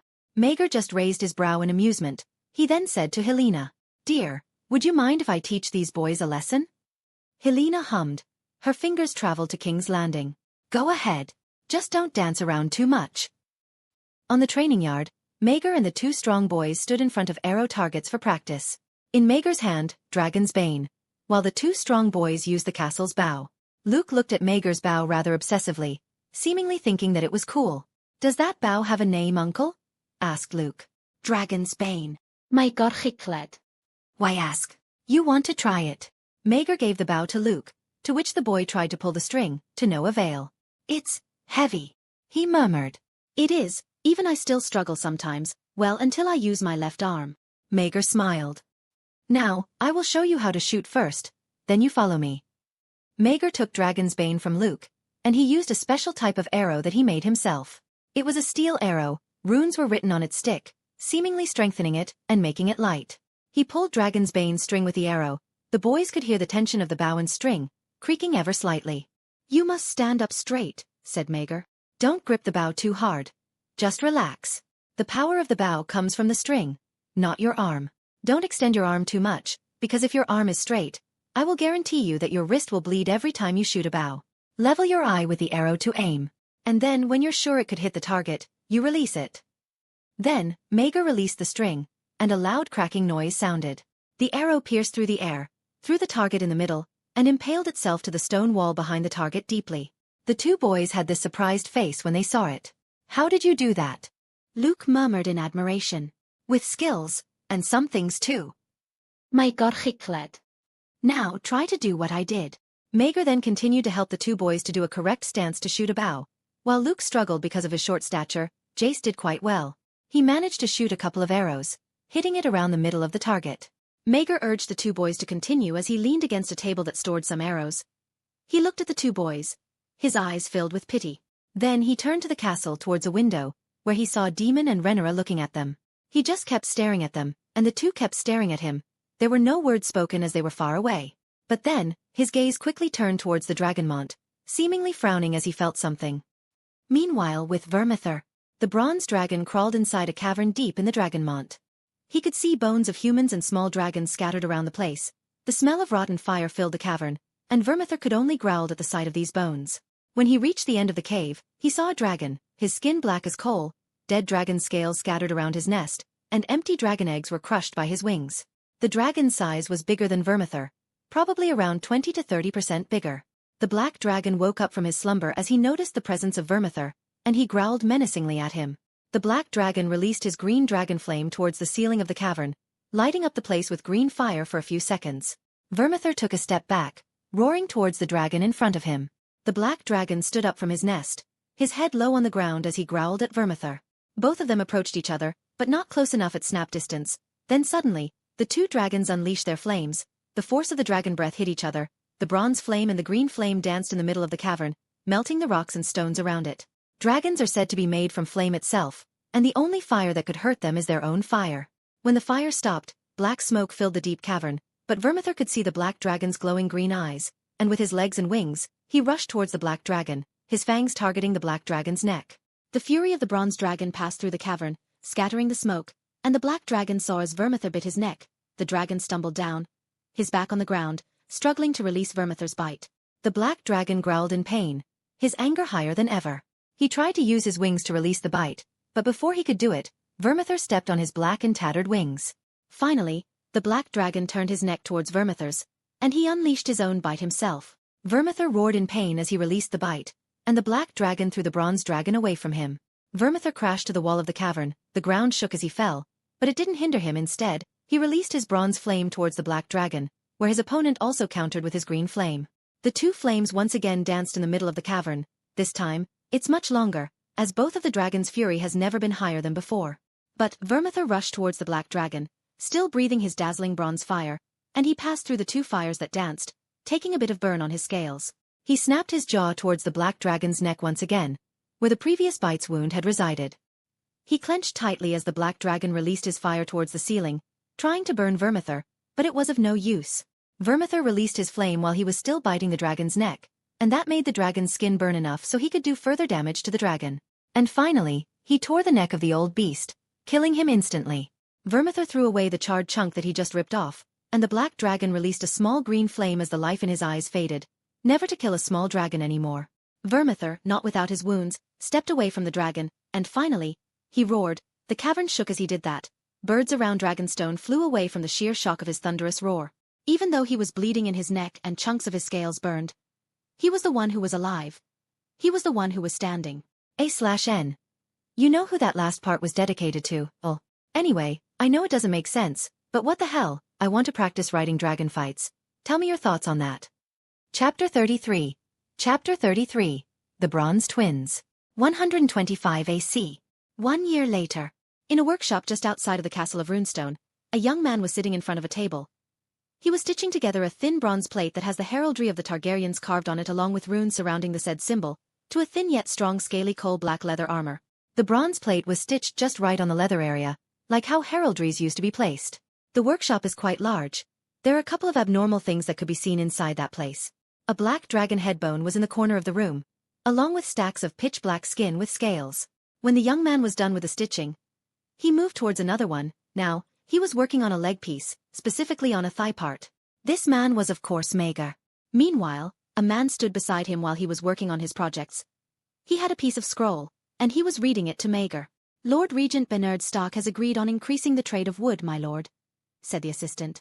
He, along with Lord Glover, will start doubling the wood amount that you can buy from them starting next year. What of the Cold Waters and the Lindaleys? Asked Maegor, seemingly inserting a piece of leather inside a pocket that was placed in the leg piece. We're their neighbors, but they don't want to share their wood. It's not that they rejected it, my lord, the assistant answered. It's just that they don't have the manpower to increase the production. Maegor hummed. He turned to the other leg piece, working on the same thing, inserting the leather to the pocket. Offer them the leasing of their land. Maybe we could transfer our men there to cut them ourselves. Very well. The assistant bowed, writing the instruction he just got. On to the next topic, my lord. The port construction has been going on smoothly. The errands of Gulltown seem to not want any conflict as long as we use the port for dropping off raw materials for our workshops and merchants, and not for trade. Just watch out for sabotage. Maegor warned, finishing his work on the leg piece. He then proceeded to slowly wear it. Who knows what they might be up to? Agreed, my lord. That's all there is to the trade side. As for the military side, I've told Ser Willem to meet you. He will be at your solar tonight. Maegor put on the other leg piece, and turned to the assistant. I trust that he's doing his job, right? Yes, my lord. The soldiers are training daily. The assistant nodded. Every morning they ran around the castle with their armor and trainees filled our training yard. We also put up a notice on recruiting more soldiers to the small folk as you asked. Good. Order our blacksmiths to create more weapons and armor. We should have gold to spare for that. We have plenty to spare, my lord, the assistant said. Though I must admit, I am confused about this move. Except pirates in the narrow sea, we don't have anything to worry about, my lord, that requires us to essentially quadruple our military spending. It's better to be safe, John. Maegor sighed. He then pulled a mechanism from his two leg pieces, and when he pulled his arms upwards, those leathers that he put in previously turned into a wingsuit. The wings were grey in color, courtesy of the dragon that Vermithor had killed the previous year. The assistant John looked at his lord's creation in curiosity, but he didn't say anything. Maegor then put the wings back in, and unequipped the two leg pieces. Suddenly, a knock came from the door. Who's there? Asked Maegor. My lord. A female voice sounded from behind the door. Your lady wife. The princess has gone into labor, my lord. Maegor's face quickly turned serious as he dropped all that he had previously worked on the table. Is there anything else, John? He asked. The assistant bowed. No, my lord.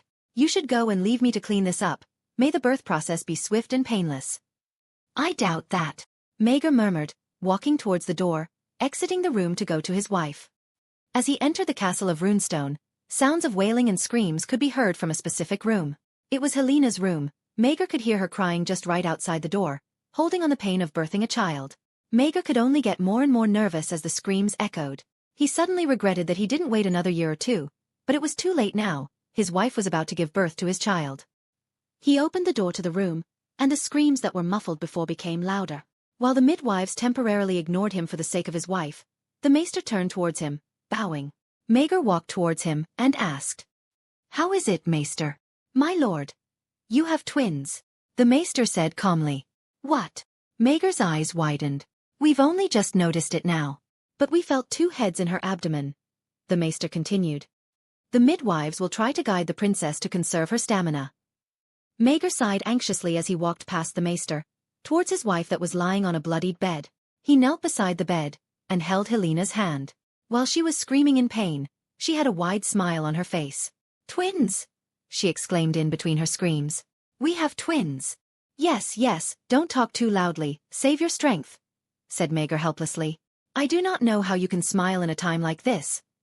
"This is nothing," she screamed, trying to push the baby inside her. After that, she took a deep breath and looked at Maegor with a weak smile, catching her breath. "I have never dreamed of such things, their threads, mirrored. Yet my thread differs. Helena, you have no energy for mumbling prophecies right now." Maegor chuckled nervously. "Just take a deep breath and push." Helena once again screamed, her hand holding Maegor's tightly. Her face filled with pain, yet she had a smile, as if happy that this is going on. "Just a little more, princess," the midwife encouraged. "I see the babe's head." Helena continued to wail, pushing as hard as she could. And finally, the first baby had been born. The sound of the baby's cry echoed throughout the room. The midwives continued to clean the baby, and they checked its sex. "It's a boy, my lord," the midwife exclaimed.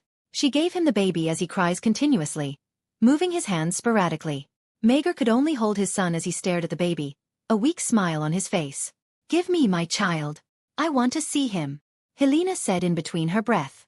"Princess, you have another one on the way, please save your breath," the midwife begged, while Maegor sat beside the bed and showed her child. Helena had a sweaty face, yet her smile is as bright as ever. She held the baby's hand as the boy grabbed her finger, holding it tightly. But then the second child came. Helena screamed again, releasing the baby's grip from her finger. She grabbed the bed sheets, clenched it tightly, and she continued to push, trying to get the second baby out of her. As Helena screamed, the midwife came towards Maegor, asking for the child to be given to her to be cleaned.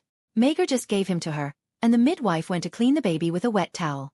Maegor just sat beside the bed, holding Helena's hand tightly. It was a grueling process to say the least. For a whole 30 minutes, Helena was constantly in pain, pushing the baby. And finally, the second child also came to this world. The cry of the baby echoed throughout the room once again. The midwives hurriedly tended to the baby, and they checked the baby's gender.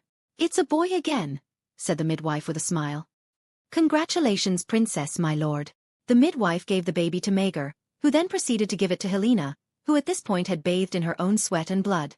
Maegor then held the other baby, who was still crying. Helena held the crying baby weakly. Her face had a wide smile. "They're beautiful. They're Targaryens. My God, Chicled. You did good, Helena. I told you. You do not have to worry about me," Helena murmured weakly. Helena caressed the younger baby's head, who at this point had a few traces of silvery blonde hair. "How will we name them?" "They're of Royce," Maegor said calmly.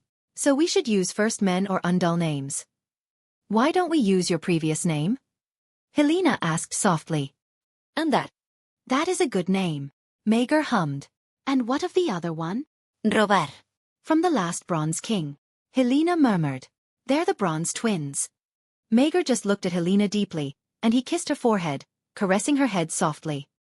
"Thank you." Helena chuckled. "What for?" Maegor just shook his head in amusement as he gave Helena her other son.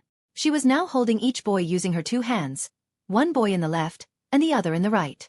"Let's make more," she said with a smile, making Maegor raise his brow. "The 3 dragons. We'll need their heads." Maegor sighed helplessly. "Helena, you are exhausted. Just rest, let the midwives take care of the babes." "No, I will stay with them," Helena hummed. "You should write to father. I am sure he will be delighted to hear the news." "I will." Maegor nodded, kissing her forehead. "I will leave you to the midwives. You need to clean yourself." Helena murmured incoherently, but she seemingly agreed with what Maegor was saying. After that, he left the room with the maester, leaving his wife to the midwives. Chapter 34. Chapter 34. A Nightly Order. 125 AC. In the middle of the night, Maegor sat in front of his lordly desk. A candle was lit at the corner of the table, helping him to write a letter that he was supposed to write as the maester waited in front of the table. "How is the king's condition, maester?" Maegor asked softly as he kept writing. "It's been a while since the capital sent any news of him." "Not great, my lord," the maester answered obediently. "His condition is worsening every day. The Grand Maester is working his hardest to heal his grace." Maegor just hummed at the maester's words as he finished his writing. He then put some wax on the scroll, and stamped his house's heraldry on it. While he let it dry out, a knock suddenly came from the door. The maester and Maegor turned towards it, seemingly curious on who it was. "You ask for me, my lord?" A rough voice came from behind the door. It was Sir Willem Royce. "Ah, yes," said Maegor. "Come in." The door opened, and Sir Willem entered the solar. He was wearing his usual bronze armor, the Valyrian steel sword Lamentation around his waist. When the wax dried off, Maegor gave it to the maester. "Make sure it arrives to the king." "I will, your grace." The maester bowed and quickly left the room, leaving Sir Willem and Maegor alone. "Sir Willem." Maegor sighed, leaning to his chair. "You can sit down." Sir Willem just nodded at the suggestion, and he sat in front of Maegor rather uncomfortably, as he was wearing armor. "Do you need something from me, my lord?" asked Sir Willem curiously. "Jon asked me to meet you urgently." "Yes," Maegor said, tapping his fingers to his desk.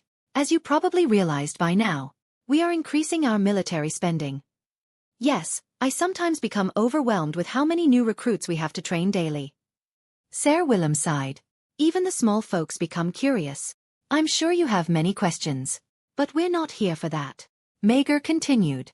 "I'm here to ask you to find 5 of your best men, and create a knightly order." "My lord." Sir Willem was confused. "A knightly order? Whatever for?" "As elite fighters, for House Royce." Maegor said. 5 of our kin that would be the sworn shield to Runestone."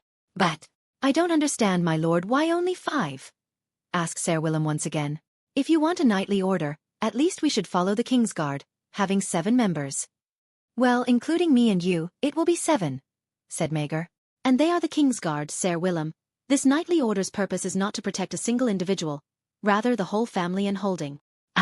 I will do as you wish, my lord," said Sir Willem. "Do you have any recommendations, Sir Willem?" Maegor asked. "Someone skilled, honorable and loyal to our family. I understand that some of our house members didn't like it when I kept my Targaryen name. While I can't guarantee that all of them are indifferent when you keep your Targaryen name, they are loyal to the house, my lord." "And those are?" "One of them is your late mother's cousin, Sir Gerald," said Sir Willem. "And his nephew, Sir Gunther. As I understand, Sir Gerald is already quite old." Maegor frowned. "As for Sir Gunther, how old is he?" "Sir Gunther is on his 20th and 7th name day, my lord," Sir Willem said. "Though I assure you, he is a formidable man. The soldiers called him the Bronze Giant, last I heard." "Ah, he must be a huge man then." Maegor hummed. "He is a good candidate. I don't know about Sir Gerald." "I'm sorry, my lord. If you insist on finding men that hail from House Royce, then—" "I understand," Maegor murmured. "Let's loosen the requirement then, only that they can serve us loyally, and has significant skills." "If that is the case, there is a young knight that is looking for work a couple of days ago, my lord," said Sir Willem. "Sir Gareth Long, a Northman." "A knight, yet a Northman? Interesting," Maegor muttered. "I've never heard of House Long.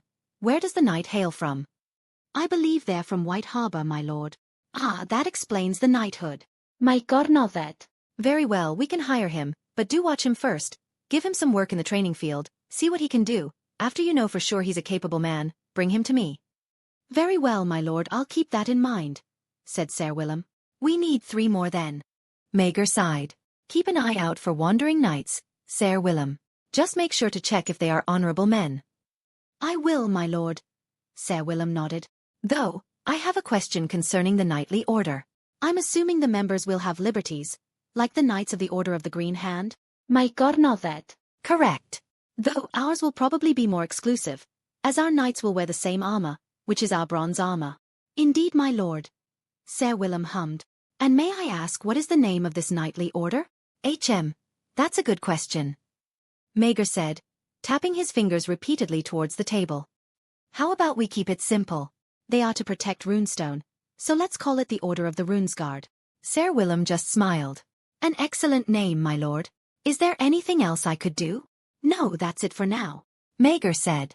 I'll deal with the heraldries and all that nonsense. I will also be making the armor myself.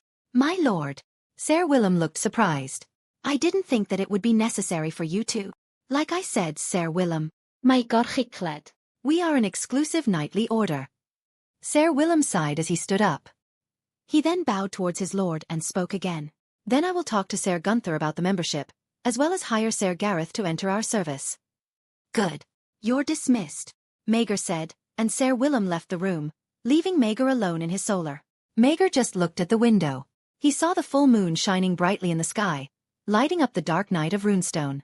The streets are empty, but a couple of lights could be seen from the houses below, particularly the workshops. He then looked at his hands, and he saw there was still some blood still unclean from when he was holding his sons. He could only sigh at the sight as he stood up, walking towards a bowl of water to clean it up. Red Keep, King's Landing. King Viserys laid on his bed. He was face side down, exposing his rotten back to the maesters that were handling him. The king looked more frail, rot was showing in his right face, but his two eyes are still functional, albeit barely. While the king was being treated by the maesters, Otto Hightower was standing beside him, and he had a piece of paper in his hand. Your Grace, I have news from Runestone, said the hand calmly. Runestone? The king asked. He seemed a bit out of place. Maegor. Yes, Your Grace.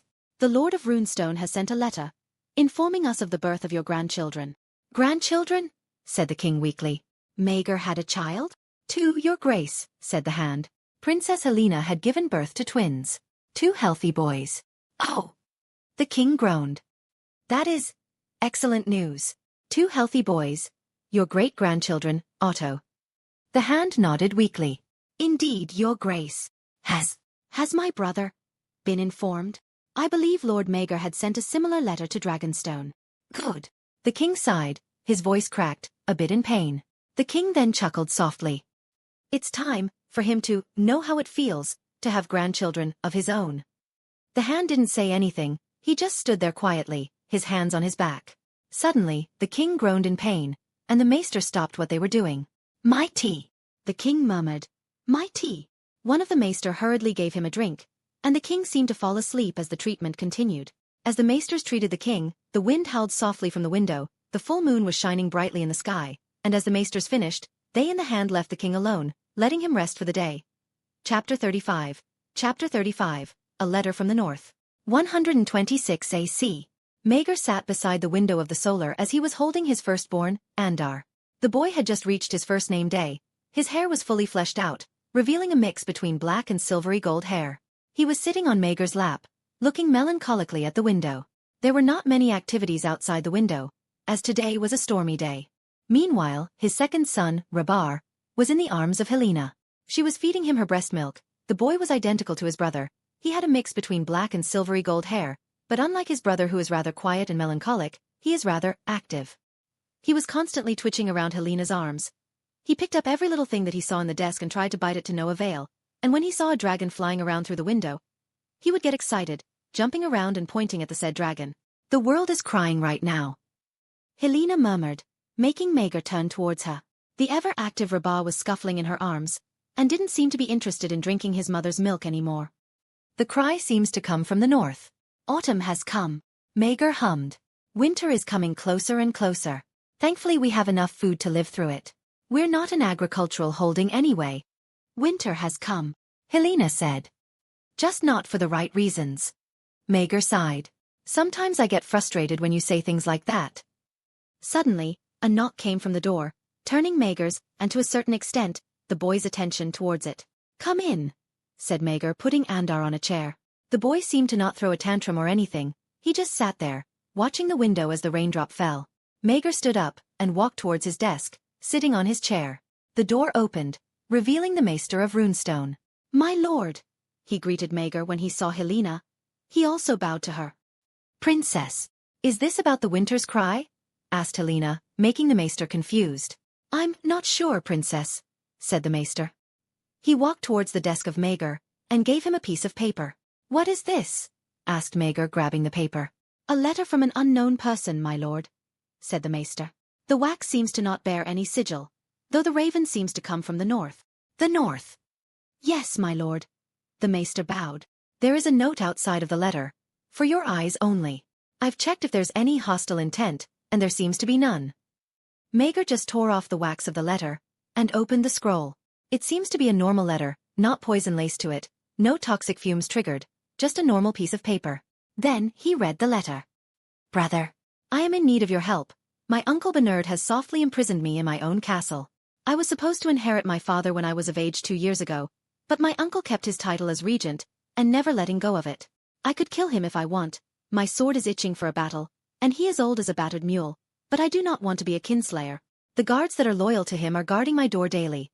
The only time that my door opens is when food comes in. I am asking you to help me take my rightful place as Lord of Winterfell, a true warden of the North, not some imprisoned man that is only kept alive because the regent doesn't want to relinquish his power and be branded as traitor or a kinslayer. I hate begging for this, but you are my only hope. I sent this letter secretly, through men loyal to me in Winterfell. I could send this to the king, but last I heard, he became decrepit and could barely talk. Cregan Stark. Titles, you know how it goes. Maegor just raised his brow as he finished reading his letter. The maester looked at him curiously, but he didn't say anything. Thank you, maester. You may go now, said Maegor. My lord, is there anything I could do? I said you may go now, maester. Maegor smiled, and the maester bowed. He left the room, leaving Maegor alone with his family. Maegor just leaned to his chair as he sighed. He turned towards his wife, and waved the piece of paper at her. Is this the winter's cry? People take other people's rights, said Helena as she tried to make Rabar calm down on her lap. Even though it wasn't theirs in the first place, they have tasted the privilege, and want more of it. Maegor hummed at his wife's words. Me interfering with the North is a risk. Queen Alysanne made the Targaryen-North relations shaky when she gave fertile lands to the Night's Watch. And I'm just a lord, not suited to settle a title dispute. But you are a friend of Lord Cregan, said Helena. He asked for your help. I am sure that the lords of the North will support you in the matter. From the looks of it, the lords of the North don't know about Cregan's imprisonment. Might God know that? I might improve our relations. But, if they do know, that's a different matter. A friend asked for your help. Yet you are still thinking about it. Helena pointed out. He helped you during your tough times. I think it's time for you to pay him back. Maegor sighed as he turned to his firstborn Andar. You're right. Whatever happens after is the responsibility of Cregan, not me. In the middle of the night as the storm still rages on, Maegor stood in the dark hall of Runestone as his family looked at him. Rabar, who could barely walk, pulled his trousers, gaining his attention. Maegor just chuckled at him, and picked him up. I will be back in a couple of weeks. Do not worry about me. Dragon. Rabar whined. Dragon. You want to ride a dragon? Asked Maegor. All right, after I am done with my business, I will take you to King's Landing, to meet your grandfather. Of course on Dragonback. Rabar just giggled at Maegor's suggestion, and his father kissed him on the forehead, before putting him on the ground again. Maegor then turned towards Helena, who was holding Andar in her arms. You will be regent when I am away. If anyone asks, tell them I went on a hunting trip to the Wolfswood. That's not a very clever reason, husband. Helena pointed out, a playful smile on her face. Maegor chuckled as he kissed Andar's forehead. I know, but it's not like I don't want to be discovered. I'm sure Lord Bernard would make a hassle, and everyone in the Seven Kingdoms will know of it. And yet you are wearing a cloak, said Helena. And you're leaving alone, in the middle of a stormy night, with no guards. They will just slow me down, and the courtiers will try to stop me. Maegor said, kissing his wife deeply in the lips. Do not worry, Vermithor is with me. Helena hummed. I'm sure he will. Be safe. Maegor just nodded, and he left the castle, towards the gate of the town, before calling Vermithor. And in the middle of the stormy night, he flew towards the north, cutting through the cold wind that is raging around Runestone. Chapter 36. Chapter 36. Warden of the North. 126 AC. As Maegor landed in front of Winter Town, he saw that many Northmen were entering the town, seemingly filling the previously empty lodges and houses. Autumn has come, the temperature in the north drops considerably, and for this reason, people came to this town, as this place has a hot spring that warms the people that reside in the town for the whole autumn and winter. It is said that a dragon is slumbering underneath the town, and it is the source of the heat, but none had confirmed it. The men were scared and wary of Maegor when he got off of his dragon. The Northmen eyed him, their eyes filled with fear, curiosity, and a little hatred. When Vermithor flew away from the landing spot, Maegor tightened his cloak, seemingly warming him up. The Lord of Runestone then entered the town, passing through the bustling yet muddy streets. He was walking to Winterfell, where the road was only straight ahead. On the way, he saw eyes staring at him, men and women in the corner of the street, children, beggars, all just stared at him, but didn't say anything. A couple people scoured away from their places, seemingly hurrying off towards somewhere. Maegor just held Remembrance's hilt softly, not wanting to take any chances. As he arrived at Winterfell, 2 guards were standing beside the gate. They were wearing Stark armor, with Stark sigil on their chests. Maegor just stood in front of them, his cloak fluttering because of the cold wind, and the guards were looking at him up and down. "Lord," the guard nodded. "The regent will be here shortly." Maegor hummed. "I didn't know Starks hire small folk to spy for them now." Lord?" the guard asked nervously. "Never mind." Not a second later, an old man wearing a Stark armor came to the gate. He had a couple guards with him, and he had a cold look in his face. "What brings you here, Lord Maegor?" The regent of the north, Lord Bernard Stark, smiled weakly. "You could have sent a letter to let us know that you're visiting Winterfell. Walking through the town without guards is dangerous after all. I can take care of my own well-being, Lord Bernard," Maegor said. "I'm here to see Lord Cregan, Lord of Winterfell, and the Warden of the North." Maegor caught a glimpse of Bernard frowning, but the old man quickly recovered. "My nephew is rather indisposed at the moment." "Oh really?" said Maegor. "Did something happen to him?" "He caught a sickness," said Bernard calmly. "A terrible one, might I add. I am to be his regent until he recovers." Maegor hummed. "For a Northman, you spoke like a southern lord, Lord Bernard." Bernard chuckled. "I've been dealing with them lately." "Interesting," Maegor murmured. "Anyway, am I allowed to visit my friend? If he is sick, I should probably send a raven to Runestone, so my maester can take care of him." "I advise you to not go, Lord Maegor," said Bernard. "The sickness is infectious, and we do not want to be blamed for the king's nephew's death." Maegor just smiled. "I assure you, Lord Bernard, I am tougher than I look. Do you even know that men of Valyrian descent are resistant to diseases?" "Of course. But still, we don't want to risk it," Bernard countered. Maegor just sighed at the answer. He rested his left palm on the hilt of his sword, and it was caught by Bernard's eyes, who did the same thing. "Lord Bernard," Maegor continued, "do you know what the punishment of usurping a title that is not rightfully yours?" Lord Bernard frowned. "I don't understand what you mean, Lord Maegor." "Usurping means rebelling," Maegor said. "And rebels are traitors." Lord Bernard held his sword's hilt tightly. "What are you implying, Lord Maegor?" "Lord Bernard, my demand is simple. Bring me to the Lord of Winterfell, and the Warden of the North. I know no Lord of Winterfell, except Lord Cregan of House Stark." "Why are you so insistent on going to him, Lord Maegor?" "Lord Bernard, if you worry about his well-being, then I assure you, while he is ill right now, he will recover." "Do you want to know, Lord Bernard?" Maegor sighed. "I've had reports that a usurper occupied Winterfell, and the true wolf is imprisoned." Lord Bernard frowned deeply again. He looked at his guards, and they were anxious as well. "Now that I think about it, I forgot to say what is the punishment of traitors." Maegor said. "Their punishments are death. Hanging, beheading, lynching." Maegor then slowly unsheathed his sword. The black blade was eye-catching as the background was all white snow. The red runes are dimly glowing, giving a menacing feeling. With his left hand, he raised his sword and pointed it at Bernard. The rest of the guards unsheathed their swords, along with Lord Bernard himself. "What is the meaning of this, Lord Maegor?" questioned Bernard sternly. "You unsheathed your sword in front of me? In my land." "But this isn't your land, Lord Bernard," Maegor said. "This land belongs to Cregan of House Stark, the true Lord of Winterfell, and the Warden of the North." "Are you going to fight us here?" Bernard asked again. "Look around you, Lord Maegor. You came alone, and Winterfell is filled with guards, loyal to me. So you don't deny it after all." Maegor hummed. "How many sons do you have?" 2, 3. "Well, it doesn't matter. While the sins of the father do not apply to his offspring, if they actively help you in this conspiracy, their heads will be put on a spike too." "Give up, Lord Maegor," said Bernard. "Your impulsive youth spirit is taking you over. I will forgive you if you just go, and do not return to Winterfell. If you fight, you will die." "I am not so sure about that, Lord Bernard." Maegor smiled. Suddenly, a thunderous roar echoed throughout the sky, frightening the small folk below. Vermithor flew over Winterfell, his shadow covering entire blocks of the castle, and he circled around it, seemingly taunting Lord Bernard. Maegor saw fear in Bernard's eyes. The old man was clenching his sword tightly, seemingly thinking on what to do. "Sheath your swords," said Bernard calmly, inhaling deep breaths.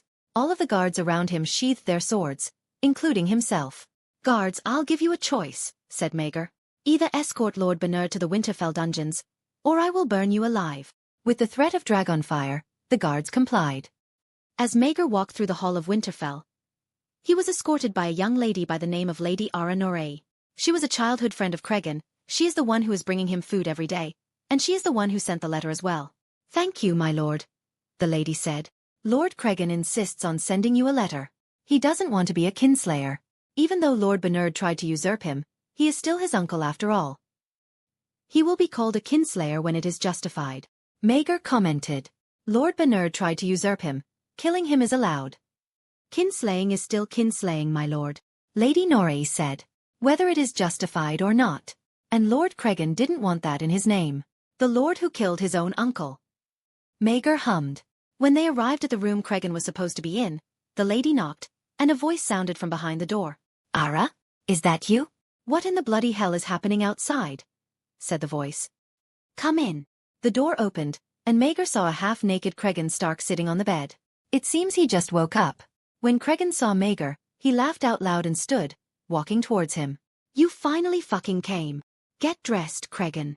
Maegor pointed at Cregan's six-pack body. "I've dealt with your problem. Well, I've imprisoned him anyway. It's up to you what to do with him." "Oh come on, I haven't seen you in years. I heard you had children. Twins, right?" Cregan groaned. "And you married your cousin, you Targaryens and your family circle.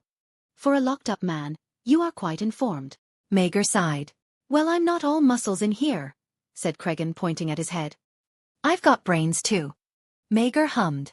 Suddenly, he heard rushing footsteps outside, and it made him frown. The footsteps sounded heavy, like the men were wearing armor. Maegor quickly unsheathed his sword, and proceeded to point it at the door. Cregan and Ara were confused. "What did you hear?" the Lord of Winterfell asked. "Armored men. Many of them," Maegor said clearly. "I suggest you find something to defend yourself. And hide Lady Norey over there." "What? But I thought you had dealt with them?" Maegor hummed. "They probably gathered their guts once I'm inside Winterfell, where Vermithor can't technically defend me. But it doesn't matter. Ah, so it has come to this." Cregan sighed as he walked towards the corner of the room. He removed a part of the wall, and retrieved something from it. It was a big and long sword. "How the fuck do you have that?" questioned Maegor curiously. "This." Cregan laughed, unsheathing the big sword, Ice. "That bastard was looking for it, so I hid it. It's too heavy for combat, but this will do for now. Ara, you hide behind that drawer." As Lady Norey hid behind a drawer, men suddenly barged in from the door. As they kicked it open, they had their swords unsheathed, and once they entered, they saw Maegor, pointing his sword at them, and they saw a half-naked Cregan Stark, holding a big sword. One of the last men to enter was Bernard himself. His sword was bloodied. He probably fought a couple of loyal men on the way. "Lord Maegor, you're surrounded," said the usurper calmly. "Drop your weapon and we will not kill you.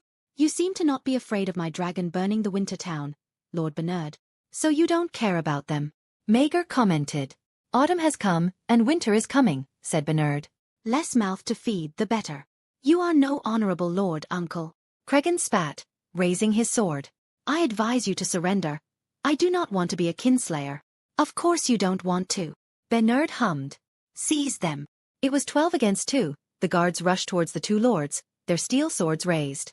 Cregan, who is battle-hungry, stepped in front of first.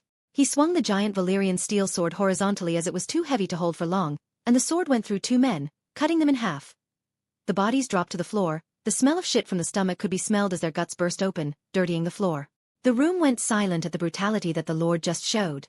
Cregan then wrested the sword, nailing it to the ground. "I, Cregan of House Stark, Lord of Winterfell and the Warden of the North, sentence you to die, on the crimes of treachery and desertion."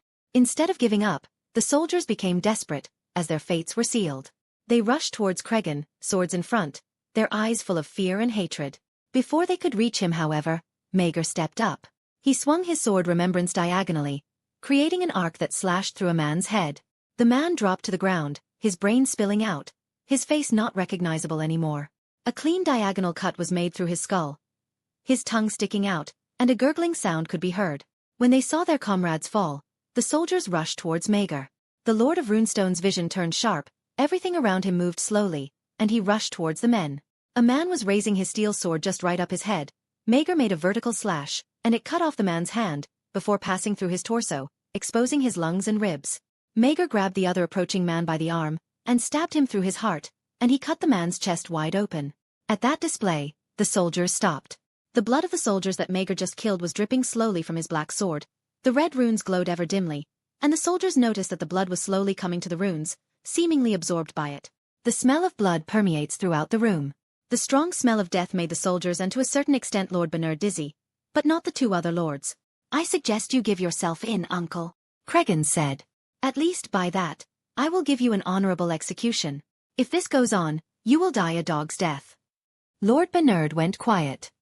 He stared at his nephew and he spoke. "You are always too careless and hot-blooded to be a lord. And yet you attacked us," Cregan pointed out. "You attacked the king's nephew. He came here under the rightful request of me, helping settle this feudal dispute once and for all. If you had just given up, at least, you and your sons will live the rest of your lives in the dungeons. But now, I cannot let you be in the world of the living anymore, uncle." "I thought you don't want to be called a kinslayer?" asked Bernard. Cregan said. "But the one who will seek your head is not me. It's the one who you tried to trick. It's the one who you tried to kill." Bernard just looked at Maegor sharply. "The lords of the north will not be happy that a southern lord is involved with northern politics." "Lord Maegor is my friend, my brother-in-arms," Cregan said. "Under my request, he came here to help the north, not to poison it. It is you who is the one who tried to poison it." Bernard just sighed as he dropped his steel. "So it has come to this. Give me at least a suitable death." "Do not worry, Bernard," Maegor said. "I will give you a suitable death for a traitor." Maegor now stood in the yard of Winterfell, with Cregan standing beside him. Many loyal guards and courtiers surrounded them, watching as the caught traitors of Winterfell were tied in the middle of the yard, either crying or cursing at them. Bernard Stark stood silently in front of all the traitors. His eyes were hollow, seemingly accepting his fate. "Any last words, uncle?" Cregan asked calmly, the Valyrian steel sword ice nailed to the ground. "I will not admit that what I did is wrong," Bernard said. "The North always remembers. When the Targaryen queen gave our fertile lands to the Night's Watch, only to be wasted because they didn't have men to take care of it, our hatred grew. While our people starved because of the lack of food, instead of helping us, the queen made us suffer more, and I will not stand that the descendant of that queen is intervening with our business." Whispers started to echo, but Cregan quickly spoke. "In your last words, you still lie. You spoke with the South, you indulge yourselves with them as your people starve, and last I heard, uncle, you told us that the less mouths to feed, the better, so don't speak as if you care about the small folk." Bernard didn't say anything. Instead, it was Maegor who spoke. "I wonder, Lord Bernard. Runestone and the North traded years ago. Wagons of dried meat and wool have been sent to Winterfell, yet I see no improvement on the small folk whatsoever. The people still starve. Where does all that meat and wool go?" Again, Bernard didn't say anything. Maegor just sighed at the sight. He drew his sword and nailed it to the ground. "In the name of Viserys of House Targaryen, first of his name, King of the Undulls and the First Men, Lord of the Seven Kingdoms, and Protector of the Realm, I, Maegor Targaryen of House Royce, Lord of Runestone, sentence you to die." Suddenly, a roar echoed throughout the sky, and the traitors turned towards it. Vermithor was coming. He landed atop the castle of Winterfell, growling ever menacingly. "What are you doing?" Bernard asked with fear in his eyes. Maegor didn't say anything to him. Instead, he spoke a command. "Dracarys." "No, wait." A stream of bronze fire pierced through the cold air, towards the flock of traitors that was tied on the ground. The fire burned them, piercing screams echoed throughout the castle, the snow melted, the ground charred, and when all is said and done, no remains could be recovered. Some courtiers just looked at the sight in shock. The remains of the traitor were nowhere to be found, yet Lord Cregan Stark said nothing. He just stood there, staring at the charred ground. "Clean the dust and black remains," said Cregan calmly as he sheathed ice to its scabbard. "Prepare a feast. There will be no funeral, only a wedding." Maegor just stared at Cregan in confusion. "A wedding?" Maegor stood just at the outskirts of Winterfell, with Vermithor waiting for him in the distance. Cregan was with him, wearing his Stark cloak, and there is another individual, Lady Aranore, but she, along with Cregan, was wearing a Stark cloak also. "Must you leave so quickly?" asked Cregan in annoyance. "I just got married for fuck's sake. Duty calls." Maegor hummed. "Besides, I don't want to hear what you will do inside your chambers." Cregan laughed. "It's not like you've never heard of it before. Remember that whore from Wintertown?" "I don't want to remember." Maegor sighed. "Anyway, I guess this is farewell for now, friend." "Indeed." Cregan nodded as he shook Maegor's hand. "Thank you." Maegor hummed, But then, he pulled Cregan to a hug, and he whispered to him. The threat of war looms. Prepare as much as you can. Cregan just frowned at the words. The North will heed your call if the need arises. Maegor just nodded. Next time we meet, I hope to see your son or daughter. Cregan raised his brow. Planning to see a betrothal already? Who knows? Maegor said as he walked towards Vermithor, and he flew away from the place, leaving the newlywed couple alone. Chapter 37. Chapter 37. A Grandsire's Woe. 126 AC3 dragons were flying through the sky above the Blackwater Bay. All of them were of a similar size. The dragon scales were shining brightly, reflecting the clear yet cool light from above. On two of the three dragons, a man and a woman sat on beautifully crafted saddles. Both of them wore thick clothing, anticipating the autumn wind that was blowing through them. Both of them also were holding two babes in their arms, one seemingly more enjoying the ride than the other. Those two were of course the Lord and Lady of Runestone, Maegor and Helena. In Maegor's hands is the ever-active Rebar, seemingly raising his arms to enjoy the cold wind passing through him. He giggled all the time, enjoying his first dragon ride. Andar, though, is different. While he enjoyed the view, he disliked the cold. He held his mother tightly, seemingly trying to warm himself up. As Rebar played in Maegor's arms, the Lord of Runestone saw King's Landing from afar. The smell of shit starting to hit his nostrils, the least favorite thing that ever came from this place. The dragons then slowed down as they reached the port. They turned towards the majestic red keep, circled around it a couple of times, an extra minute for the boys, and the three dragons landed on the yard of the keep, where a couple of courtiers waited for their arrival. Vermithor growled a bit, seemingly telling the people to give them a little bit more space, and the courtiers did. They stepped back and waited. Come on, Maegor whispered to Rebar. Let's climb down. Instead of obeying his father's orders, he cried, as if someone had stolen his toy. Now, Rebar. Maegor warned. We will go back by carriage if you don't listen to me. He didn't listen, and kept crying. Maegor just sighed. He just held the boy tightly, before climbing down Vermithor's back. When he touched the ground, he already saw Helena with Andar, the boy seemingly watching as his brother tried to rebel against his father's wishes. Vermithor scoffed at the sound of the crying, but he just ignored it. He laid his head on the ground, resting in peace. With Rebar still crying, trying to reach Vermithor's back, the Lord and Lady of Runestone walked towards the courtiers who were waiting for them. Between the courtiers, Maegor and Helena finally realized that the Hand and the Queen themselves had waited for them. The Queen was looking at Helena longingly. She seemingly missed her only daughter, while the Hand stood beside her, his hands on his back. Helena! The Queen smiled sadly. She reached for her daughter, where she hugged her, alongside her grandson tightly. Helena could only smile awkwardly. She hugged her mother reluctantly with one hand, as the other was used for holding Andar.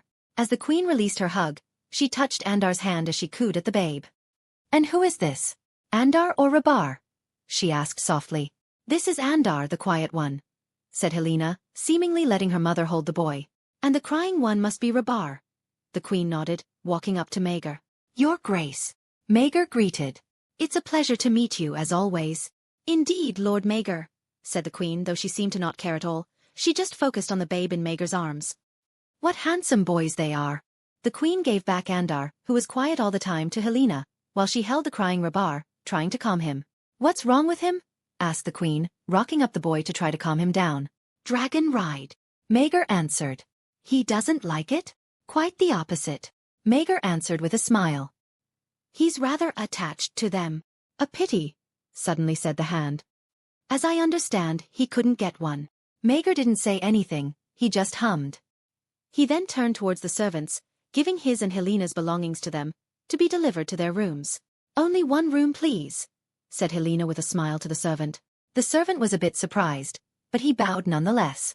As the servants left, the Hand directed them towards the Red Keep, where they would talk inside. As they entered the keep, the group was passing through the corridor, which was filled with courtiers minding their own business.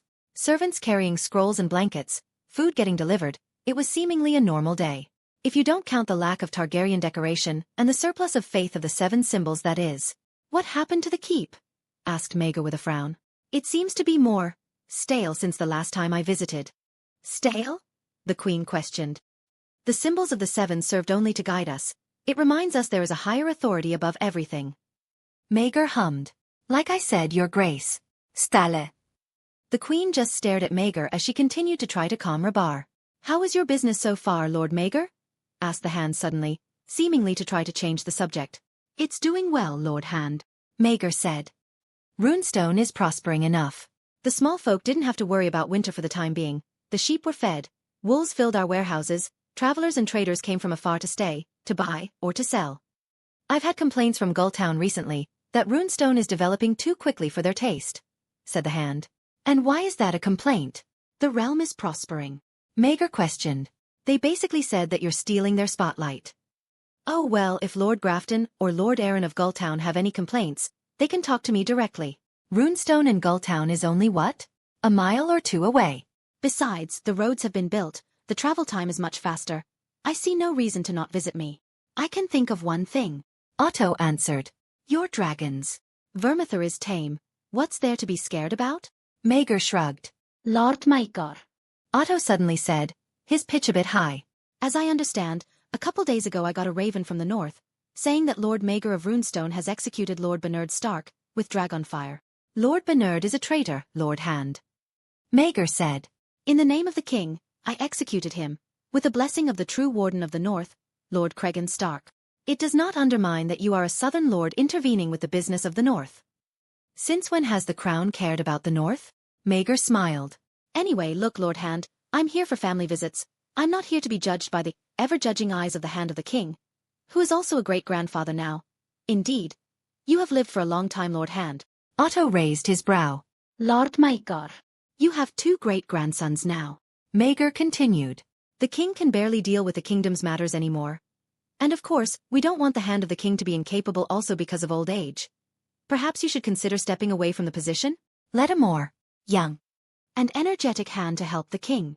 Otto just frowned, he wanted to say something, but the queen interrupted. Enough. The queen spoke, Rabah finally calming down. Lord Maegor, would you like to see your good brothers? I'm sure they would be delighted to meet you. A tempting offer, your grace. Maegor smiled. But me and Princess Helena want to meet the king first. Is the king awake?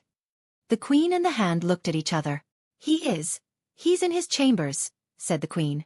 Very well, I will bring Rabah and Andar. That would not be necessary, mother, said Helena, quickly giving Andar to Maegor, and taking Rabah from her mother's arms. I would like for father to meet them. The queen had a weak smile. An excellent idea, Helena. As Maegor and Helena entered the king's chamber, the smell of incense hit their nostrils. Helena covered her nose, seemingly bothered by it, but Maegor didn't do anything, he just looked around. The atmosphere of the room seemed solemn, gloomy, as if light could barely enter it. Father! Helena called for him. No answer came, but there was a sound of coughing from the bed. Maegor and Helena looked at each other as Rabah was getting restless because of the smell. Both of them then walked towards the bed, the smell of the incense getting stronger and stronger. Who goes there? A weak and stuttering voice came from the bed. It's me, your grace, said Maegor as he sat on the bed, holding Rabah. Tis Maegor. Maegor. Maegor. The man, who is the old and frail king, tried to remember. Ah, nephew. Yes. Maegor hummed.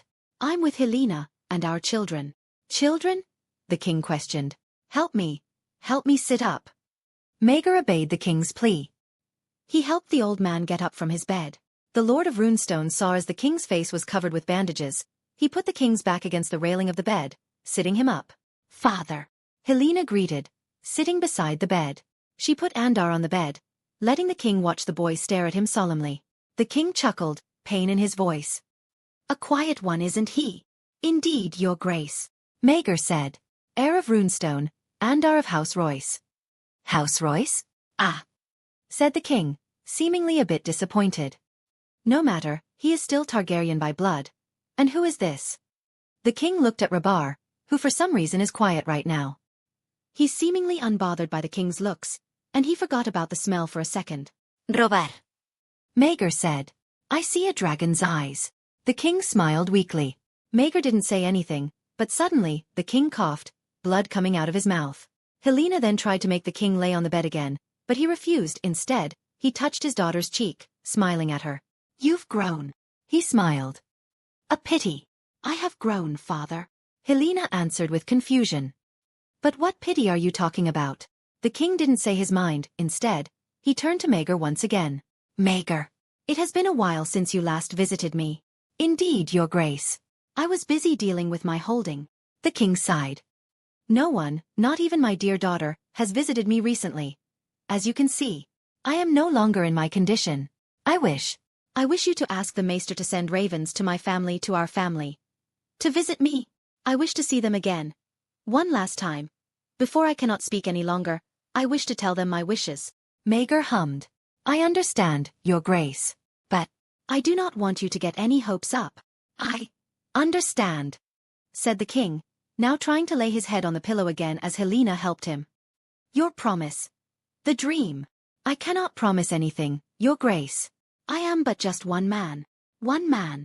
The king whispered. 2 men. 'Tis enough. Maegor sat silently on the bed for a second, before standing up. I will be the messenger, Your Grace. Dragons fly faster than ravens. Do what you like, dear nephew. And as he said that, the king fell asleep, seemingly having no energy left to speak.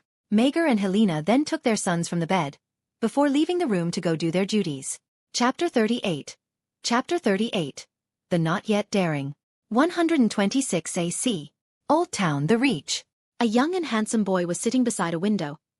He was reading a book as he listened to the ruffles of the servants below, minding their businesses. The boy had silvery gold hair, gleaming violet eyes. He was colored like a typical blood of the dragon. He had a gentle yet handsome face. The servants quite adored him. His foster host loved him. He was clever and courteous, yet he never rebels, he only listens. He had only reached his 12th name day this year, and his parents, the queen and the king, sent him to Old Town, to be cupbearer to the lord of the holding, and to squire with his knights. This boy is a prince of the 7 kingdoms. The youngest child of King Viserys and Queen Alicent, Daemon Targaryen. Suddenly, far away in the distance, he heard a thunderous roar. The sound was familiar to him, but for the servants not so much. When the roar echoed, the people below flinched, even screamed at the sound. They thought an army had come, or more. Supernatural things have come to the world, but they are all wrong. While Daemon is used to the beast's roar, he still frowned. It is not his dragon's roar, so whose is it? His answer came when he saw a bronze silhouette in the sky. The dragon's shadow covered an entire block of the town at once. Dragons came to Old Town so rarely, especially a dragon this big. The bronze dragon flew around the high tower a couple of times, it flew over the citadel, it flew over the walls, then finally, the dragon landed on top of the lighthouse for a few minutes, seemingly showing his dominance over the city. Daemon could see the guards seemingly not knowing what to do. Some ran to the tower to man the defense, some frozen in place, with the trousers wet. When the dragon was seemingly satisfied with himself, it flew over towards the place that Daemon was staying in. As Daemon noticed it, he put away his book, and ran towards the yard of the place. When Daemon reached the yard, he saw the menacing bronze dragon resting upon the ground. A man was standing in front of the beast, his hand on his sword's hilt, and he was speaking to the lord of the place, Lord Hobart Hightower. You have come uninvited, Lord Maegor, said Lord Hobart with a deep frown. The man who wore an eye-catching bronze Targaryen armor just stared at Lord Hobart calmly. Lord Maegor didn't say anything to the lord. Instead, he turned towards Daemon, and took out a piece of scroll. I brought a message from the king, he said, pointing the scroll towards the young boy. A message from the king? Lord Hobart asked. What matter is so urgent that a lord from the Vale have to come to Old Town with his dragon? Familial matters, Lord Hobart, said Lord Maegor. I hope that you will not disturb the king's wishes and let the young prince go for a while. Lord Hobart was confused. I beg your pardon? Lord Maegor just signaled the young boy to take the scroll. You can read, cousin? Or do we have to fetch a maester to read it for you? Daemon took the scroll from Maegor's hand, and answered his query. I may be a cupbearer now, cousin, but I am still a prince of the 7 kingdoms. Maegor just hummed at his answer. You will leave at once. The king cannot wait. As Daemon was reading the message, Lord Hobart seemingly lost his patience. He was curious about the matter. Could anybody tell me what in the 7 hells is going on? Lord Hobart asked, glaring at Lord Maegor. Lord Maegor sighed at the curiosity of the voice of Old Town. The king has requested the presence of his family. Every single one of them. They are to drop everything that they are doing right now, and go to King's Landing immediately. Lord Hobart frowned. Every single one? On what account? That is the family's matter, Lord Hobart. Not for the whole world to know. Maegor answered. Am I not invited then? Asked Lord Hobart. I am the Queen's uncle, and to a certain extent, the King's family. Maegor just chuckled at Lord Hobart's claim. The ones that have the blood of the dragon in their veins, Lord Hobart. If all of King Viserys' family is included, then all his subjects are counted as his family as well. So no, you are not invited. Maegor then turned his gaze away from an embarrassed Lord Hobart, and towards Daemon, who was frowning when he looked at the letter. Are you done, cousin? Asked Maegor. Yes, I am done reading it. said Daemon, his gaze ever curious. But I'm still confused about the purpose of this. He rarely ever asked this of us. Age can be cruel sometimes. Maegor answered. The older you get, the more regret you have. Let's go at once. Where is your dragon? Before Daemon could say anything, a piercing screech could be heard from the sky. A blue dragon flew across Old Town, and towards the place that Daemon was standing on. The dragon was a third of Vermithor's size, but when she landed and faced the bronze fury, she stood firmly, seemingly not scared of him at all. Maegor hummed. It seems you have a strong bond with her. Indeed, cousin. Red Keep, King's Landing. Maegor and Daemon were walking through the sleek corridor of the Red Keep as they approached the dining hall. It was not yet time, the sun was still shining brightly outside, but the queen and the princess were watching the decoration of the hall, and whispers said that the princess and the queen were not happy to see each other. It was a quiet walk. The two cousins walked alongside each other, not talking at all. Suddenly, the young boy asked a question. How does it feel to rule, cousin? Asked Daemon. Maegor raised his brow. Why are you asking? 12 years of being the youngest child, I realized. He whispered. I was not born to rule. I was born to listen, to please, to obey. So I ask you, how does it feel to rule? For a boy on his 12th name day you asked hard questions. Maegor said in amusement. But, if you are serious, then I will be serious as well. It's burdensome, the fate of many lives are in your hands, if you make a small mistake, your life could end, your loved ones' lives could end, ruling is not a fun thing to do. What is better of the two? Asked Daemon curiously. Being a yes man for the people around you, or bearing the burden of ruling? I cannot say, cousin. Maegor hummed. You're still young. You have many opportunities to change your fate. I highly doubt it. Daemon said casually. Especially when our eldest cousin sits upon the Iron Throne. Your mother told you that? Said Maegor, his face was half amused. Or the Lord Hand. Or Lord Hobart. We are a threat to her rule. Your brother is the one who is half blind, not you. Maegor said. If anything, your family is the one who views Rhaenyra as a threat. Seven hells, your grandfather probably thought I was a threat as well. You constantly provoke us, cousin, said Daemon. Of course we will view you as a threat. Maegor chicled. Fine then, he said. Let's see, in the prospect of peace, who will be the one to provoke first? Will it be you and your family? Rhaenyra? Or me? Daemon then turned towards Maegor, his face showing a confused one. But he didn't have time to say anything, as they had arrived at the dining hall. The door suddenly opened, and the people inside stared at the door. Lord Maegor Targaryen of Renesson, and Prince Daemon Targaryen. The King's Guard announced. Inside the room were a couple of servants decorating the room, while the Queen, Prince Daemon, and Princess Rhaenyra stood in the corner, seemingly speaking to themselves. Ah, Daemon, you've arrived, said the Queen with a weak smile as she hugged her youngest child. Mother. Daemon greeted. How was Old Town? She asked. Normal, he said. You finally finished being a raven, my son, said Daemon with an amused smile. You didn't mention that the Red Keep became a place of the faith's worship to us before. Yeah, well, it's a stale decoration compared to the bestiality art before. Maegor hummed. And you didn't tell us that my father has been drugged this entire time. Rhaenyra commented, this time, quite sternly. I do not like it as well, cousin, Maegor said with his brow raised. But I would rather see him like that than seeing him screaming in pain. See. Even Lord Maegor agrees with me, Rhaenyra, said the Queen. You have not seen what he is like when he is not drinking the milk of the poppy. I'm sure the act was done by pure kindness, your grace, but tell me, why does the king suddenly want to have dinner with us? Asked Daemon. It's so unusual of him. Usually he just ignores us. As Lord Maegor said to me, uncle. Daemon said. Age is cruel. The older you get, the more regret you have. Daemon looked towards Maegor, his face ever unreadable, but didn't say anything. He stood from his seat, and walked towards the door. Call me when it's starting. Chapter 39. Chapter 39. The Dragon's Supper. 126 AC. Maegor sat in front of a long table in the room. The place was brightly lit. The curtains of the windows moved slowly from the wind. Fire was crackling from the torches, warming up the otherwise quiet room. The Lord of Runestone sat right in the middle of the table. In front of him, the princess and her children to the right, and the Hand, the Queen and her children to the left. Besides Maegor, Helena to his left, and Princess Rhaenys to the right, along with the sea snake beside her. From the left edge of the table sat Prince Daemon Targaryen, his eye patch covering his blinded eye, and across him, Prince Daemon Targaryen, watching the table quietly with his ever-judging eyes. Aegon the Elder sat opposite of his mother, with a girl that is barely even 11 besides him. The future lord of Driftmark, little Laenor Antaryon, now Vale Ryan, sat beside his grandfather, ever nervously. Not one sound came from every single one of their mouths, the children and the adults alike.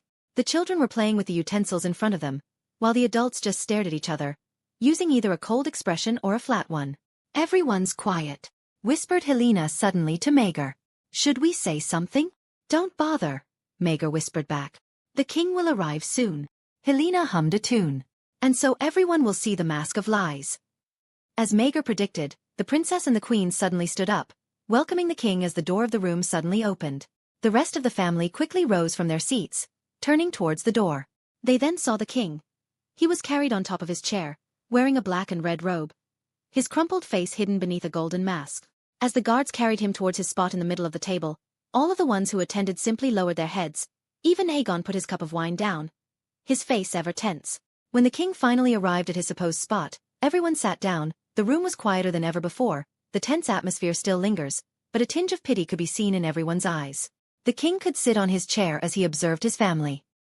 He could only see them with his one eye. His breath was short. A wheezing sound came from his mouth from all the liquid that rained over his throat. As the king's gaze over Maegor, he spoke. "How good it is, tonight, to see you all here." The king continued his observation of the table. His eyes turned to his eldest daughter, then to his brother, then to their sons. "You are all here," he said. "Together, as one family." The queen suddenly touches the king's shoulder. "Should we pray first before we begin?" The king turned towards her. "Yes." Only the queen took a praying position. Everyone instead turned towards her, looking at her with the usual judging eyes of Targaryens.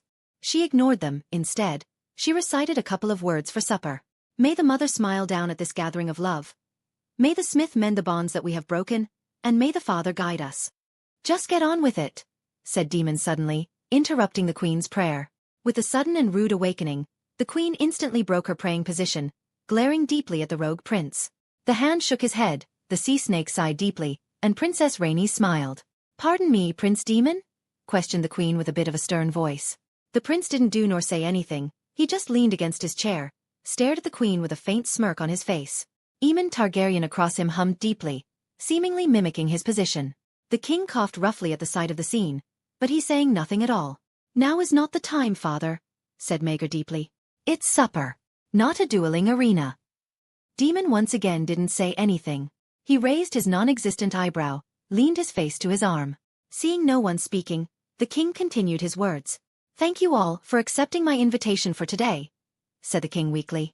"I know that you all have your own domain to rule, have your own business to take care of. But you've taken the time to agree to my selfish request. To that, you have my gratitude." "The honor is ours, your grace," said Corlys with a smile. "I am sure that you can use your energy elsewhere, but you've spent it on us." The king smiled at Lord Corlys. "Indeed, I am not the same as I was years ago. I've grown sickly, and I'm afraid age is starting to catch up to me." The king laughed at his own suffering. No one was laughing with him. "I've heard that my son's betrothed had just bled a couple moons ago. It seems it will be a celebration, as Aegon will soon marry." "Ah, about that, your grace," said Princess Rhaenys. "I'm afraid we must beg you to delay the marriage. I'm afraid that even if she has bled, she is still too young." "Delay," the king breathed. The king's gaze then turned towards his daughter Princess Rhaenyra, and spoke. "Perhaps 'tis the right choice. I agree with that." The hand frowned, but he didn't protest. Princess Rhaenys bowed her head a little, a thanking gesture to the king. "And, Daeron," the king continued. The boy who sat on the corner besides the hand turned to the king. "How is it, Old Town? Has Lord Hightower treated you well there?" "He has, your grace," said Daeron politely. The king sighed as he tapped his cane. "Call me father, Daeron. 'Tis not a formal matter." Daeron looked surprised. "He has, father." "Good." The king nodded. "Jace," he called again. The teenage boy turned towards the king, his face seemingly a bit annoyed because he was talking to Aegon before. "My grandson, how is your study on High Valyrian?" "It is going well, grandfather," he said calmly. "The Maesters of Dragonstone have taught me well." "That's surprising," jabbed Aegon, which made Jace frown. The king ignored Aegon, and spoke again. "Daemon didn't teach you anything?" Jace's eyes widened as his gaze turned towards Daemon. He taught us a couple of things." "Example." "He taught us how to fight, And Valyrian history. Taught you how to fight? Questioned Aegon with a smirk. With that bony arms of yours. Jace was quite pissed, but before he could say anything, the king suddenly stood up. His cane hit the table so hard that it made a loud noise. Enough, said the king. He used his energy on that voice, and he is now wheezing sporadically. The princess tried to make him sit down, but he refused. The king could only clench the table as he sighed deeply, trying to gather some energy to speak again. It both gladdens my heart and fills me with deep sorrow to see your faces around me, around the table. The faces most dear to me in all the world. Yet you've grown with each other in the years past. The king's gaze traveled from his right to his left, from the queen to the princess, from Aemon to Daemon, and finally stopping again right in the middle, at Maegor. The king stared at him for a few seconds. The king looked at him as if he was asking answers, but Maegor provided none. Before long, the king's hand started to move towards his face, his golden mask. He roughly pulled the leather strap, and the mask dropped towards the table. There was gasps, there was no cry, only silence. The king's face was not the same as years ago. A literal hole exists on his left cheek. His whole left eye was missing, his nose rotting, his hair dropping. The king once again stared at Maegor for a few seconds, and his gaze then traveled towards Rhaenyra, where she could only look at it in pity. As you can see and observe, I am not the same mighty king from years ago, the king said vaguely. If indeed I ever was. The king's gaze came back to Maegor as he held his mask tightly. Maegor just looked at him. His eyes didn't show pity, didn't show anger nor disgust, just a blank look. But tonight, I wanted you all to see me as I am, he said, pointing his mask at himself. Not just a king, but your father, your brother, a husband and uncle, and your grandsire, who may not seem to be walking among you much longer. The king dropped his mask on top of his plate. The expensive thing broke to pieces, but no one bats an eye. I beg of you, said the king, let us no longer bear ill feelings in our hearts. The crown cannot stand strong if the house of the dragon remains divided. Put aside your grievances. The king raised his cane and slammed to the ground, his gaze traveling to the left and to the right. The king's hands were shaking as he clenched the table. If not for the sake of the crown, then for the sake of this old man, who loves you all so dearly. The king's lips quiver as he sobbed. We are all one family. Everything will be fine, as long as we are united. The king continued to stand, although not for long. His body quivered sporadically, as if it cannot stand its weight any longer, yet he continued to stand. He looked at every single one of them. No one except Maegor had eye contact. The king breathed deeply as he finally sat again. He seemed to be unsatisfied, yet he cannot do anything. Suddenly, the princess stood up from her seat. She looked in doubt, but against her own heart she spoke. I wish to raise a glass for her grace the queen, said Rhaenyra. She looked at the queen dead in the eyes. I must admit, no one has stood loyally by father's side than his good wife. The queen looked quite surprised, but she did not accept the compliment of the princess. The queen looked at the princess in respect as continued. She has tended to him with unfailing devotion. Rhaenyra said. She's with him through his sickness, his sorrow and his pain.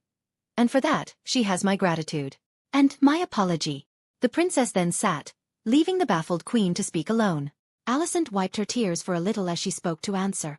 Your graciousness moves me to heap. Princess, said the queen. As soon as he heard this, Daemon leaned towards the table, seemingly not believing what he's seeing right now. We're both mothers, said the queen. And our children are the most precious thing to us. We have more in common than we have previously thought. The queen then stood up, raised her wine cup, and spoke. I raised my cup to you and to your house. As she said that, she looked the princess dead in the eye, and continued. You will make a fine queen. And so, everyone raised their glasses, and drank their wines, in honor of Princess Rhaenyra. The queen sat down again. Everyone was feeling that the tension was being pulled away from the room. In a second, everyone thought the rest of the supper would feel normal. But suddenly Maegor from the corner of his eyes, saw that Aegon was whispering something to Jace, and the teenage boy couldn't contain his rage. He stood up from his seat, and slammed his fist to the table, making the others turn to him. Looking at this, Prince Aemon stood up as well, ready to hear what Jace would say. Instead of either of them speaking, another stood up. It was Maegor. His left hand was holding a cup of wine, and he raised his glass towards the king. I wish to raise my glass to everyone in this room, said Maegor. To my cousins, my nephews, my stepmother, my wife, my uncle. Maegor looked at the blacks and the greens. He looked at the colors, reminded him of petty infighting. He was done with it. I understand that we haven't seen eye to eye in a long time. But, tonight, I hope that we can dine together as one family, one of the surviving members of Old Valyria. Tonight, I hope we celebrate the life of Uncle Viserys, and his peaceful reign as king. I wish my cousin Daemon all the best on his squiring days. I wish stepbrother Jace Godspeed on his learning of High Valyrian, and I wish my stepmother and my mother-in-law's relationship be mended, never to arise conflict once again. To your reign and your prosperous life, dear uncle. And Maegor sipped his wine in front of the king, and everyone followed. Aemond looked disappointed and sat down again, before also drinking his wine. Helaena suddenly held Maegor's hand behind the table, making him turn towards her. She then whispered to him, "A traitor's dagger is not treacherous after all." Maegor just frowned, and he heard the king sigh deeply as he leaned on his chair. "Thank you, nephew, for your good health, and your families as well. Now, let us have some music." As the music played in the background, the food also came to the table. The smell of roasted pork permeated the room as it was placed in the middle of the room. Wine was refilled, all kinds of fruits were served. The king saw as his family talked with one another, laughs soon filled the room. He could see Rhaenyra talking to Daemon, he could see the queen talking to the Hand, he could see Maegor talking to Helaena, he could see the sea snake talking to his wife. For a second, the king thought that he had seen peace. He saw Maegor smiling at him, seemingly enjoying the scenery. Suddenly, his milk of the puppy wore off, and he could feel his pain again. The king breathed loudly as he tried to hold the pain, but it was of no use. He called his guards, and asked them to bring him to his quarters. And so they did. They carried the king away from the room, leaving the family alone. The family seemed to carry on without him for a few minutes. A whole roasted pork was put in front of Aemond again, and this time Luke saw it, and couldn't help but chuckle as he remembered the time when they would give Aemond a winged pig when they were little because of how obsessed he was with obtaining a dragon. "What are you laughing at, nephew?"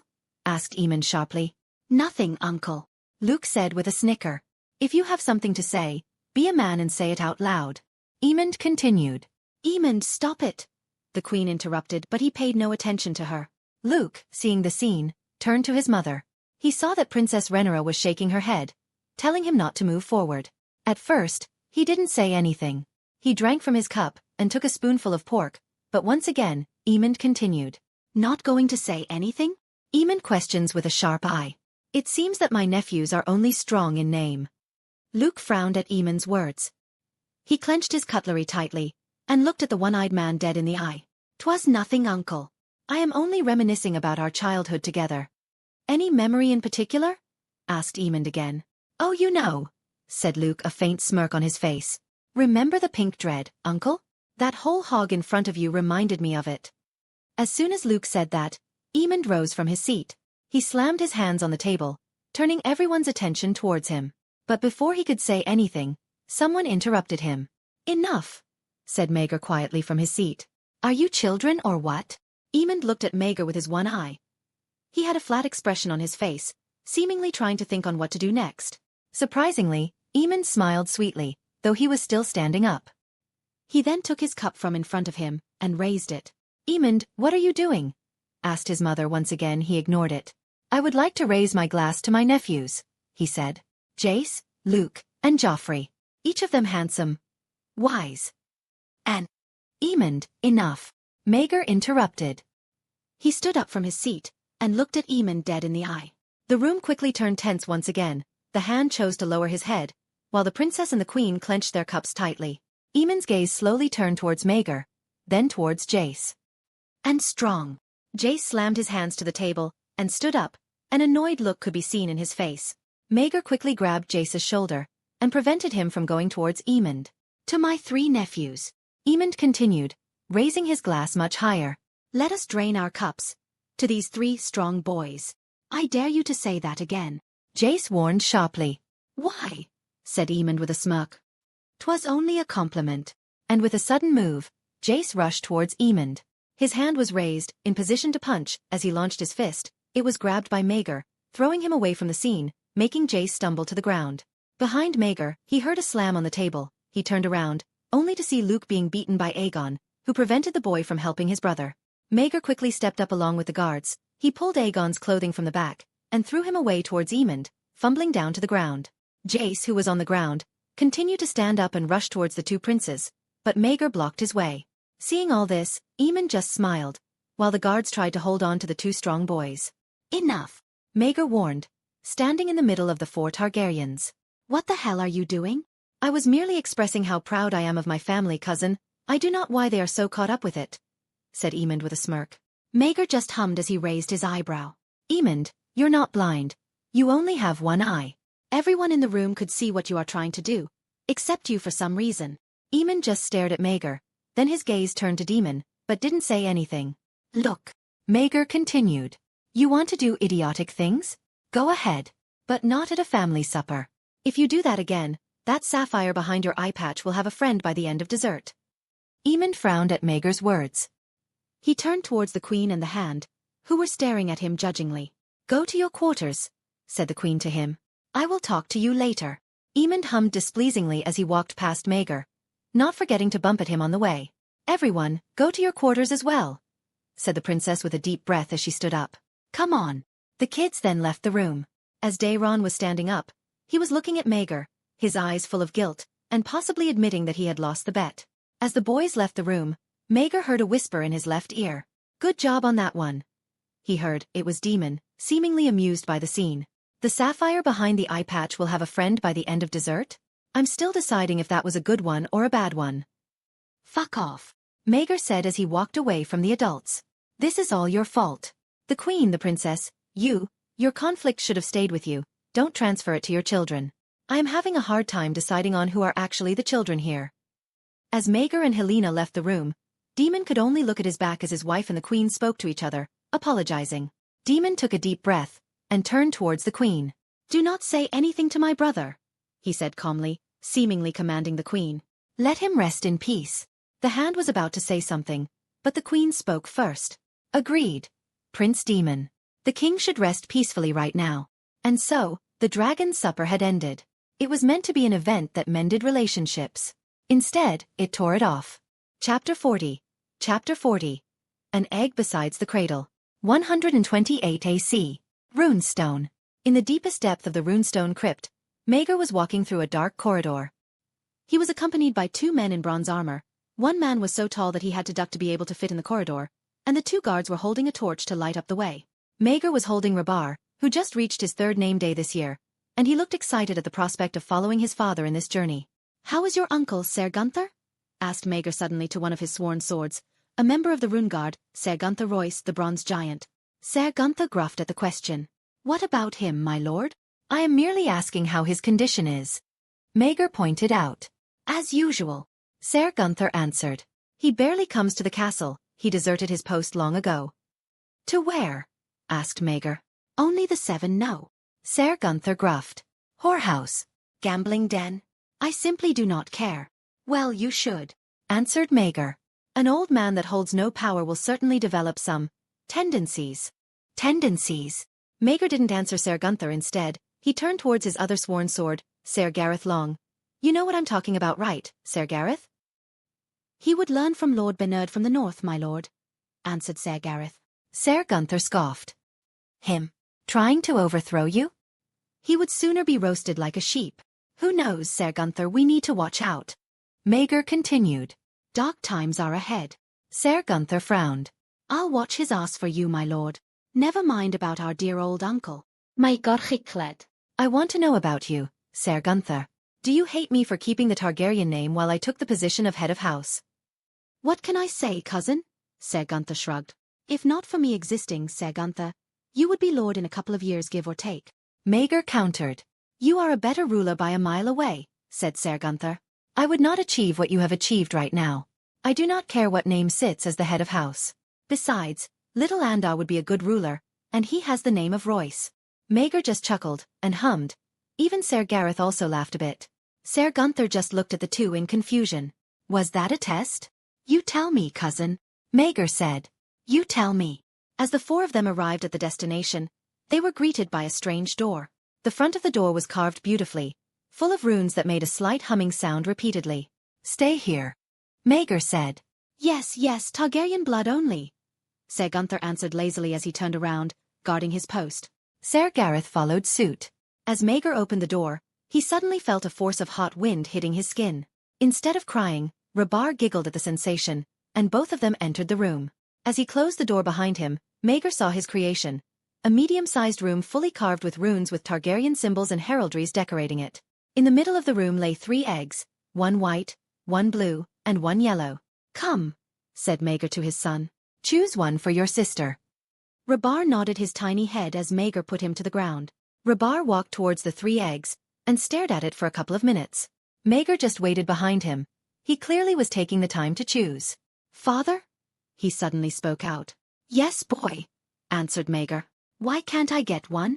Rabar asked. Maegor sighed deeply as he walked towards his son. He knelt in front of Rabar and cupped his son's cheek. Rabar, my son. Maegor spoke softly. You are from House Royce. You cannot take a dragon as your partner. Then why does my sister have one? Why do you have one? He asked. Because we have the Targaryen name. Maegor said guiltily. Am I not your son? Asked Rabar, seemingly frustrated. Maegor didn't say anything at first. He just kissed his son's forehead and whispered to him. Of course you are my son. Maegor then took out something from his pocket. It was a small dagger, runes carved on its sheath. It was carved following a pattern of a dragon. Here, said Maegor. While you may not have a dragon, House Royce has the knowledge of runes. You can use this to protect your family, your brother, your sister. It rivals the power of dragons. You are a horrible liar, father, said Rabar. While he took the dagger, he quickly turned towards the 3 eggs, and the boy took the white egg from the pedestal, before walking away towards the door. He opened it by himself, and carried the egg towards the outside. The 2 guards outside were confused. They didn't stop him, they just looked at him walking away. Maegor exited the room, locking it tightly with his key. Something the matter, my lord? Asked Ser Gareth. The ghost of my past appears to be haunting me today. Maegor smiled. Let's get out of here. As Rabar and Maegor entered a room in the castle of Runestone, a soft sound of crying could be heard near the fireplace. Maegor could see that Andar was watching the baby on the cradle curiously, while his mother was watching him as she drank some tea from the table. Rabar looked at Maegor for a second, seemingly asking for approval. Go on, he said. Put it beside her. Rabar then quickly walked up to the cradle and put the egg beside it. Meanwhile, Maegor walked towards Helena and kissed her forehead. How is my little Helena? Said Maegor softly. She is doing all right, said Helena. The maester said that she will be fine if we keep her warm. Maegor hummed as he sat beside her, watching as Rabar talked to his twin brother about the egg that he took for their sister. Maegor could only sigh at the sight. He leaned towards his chair and spoke to his wife. Rabar asked me why he couldn't have a dragon. And you tell him what? Asked Helena as she drank some tea. The truth, answered Maegor. My love, even if we barge him to not tame a dragon. It is inevitable, said Helena calmly. You saw that in your dreams?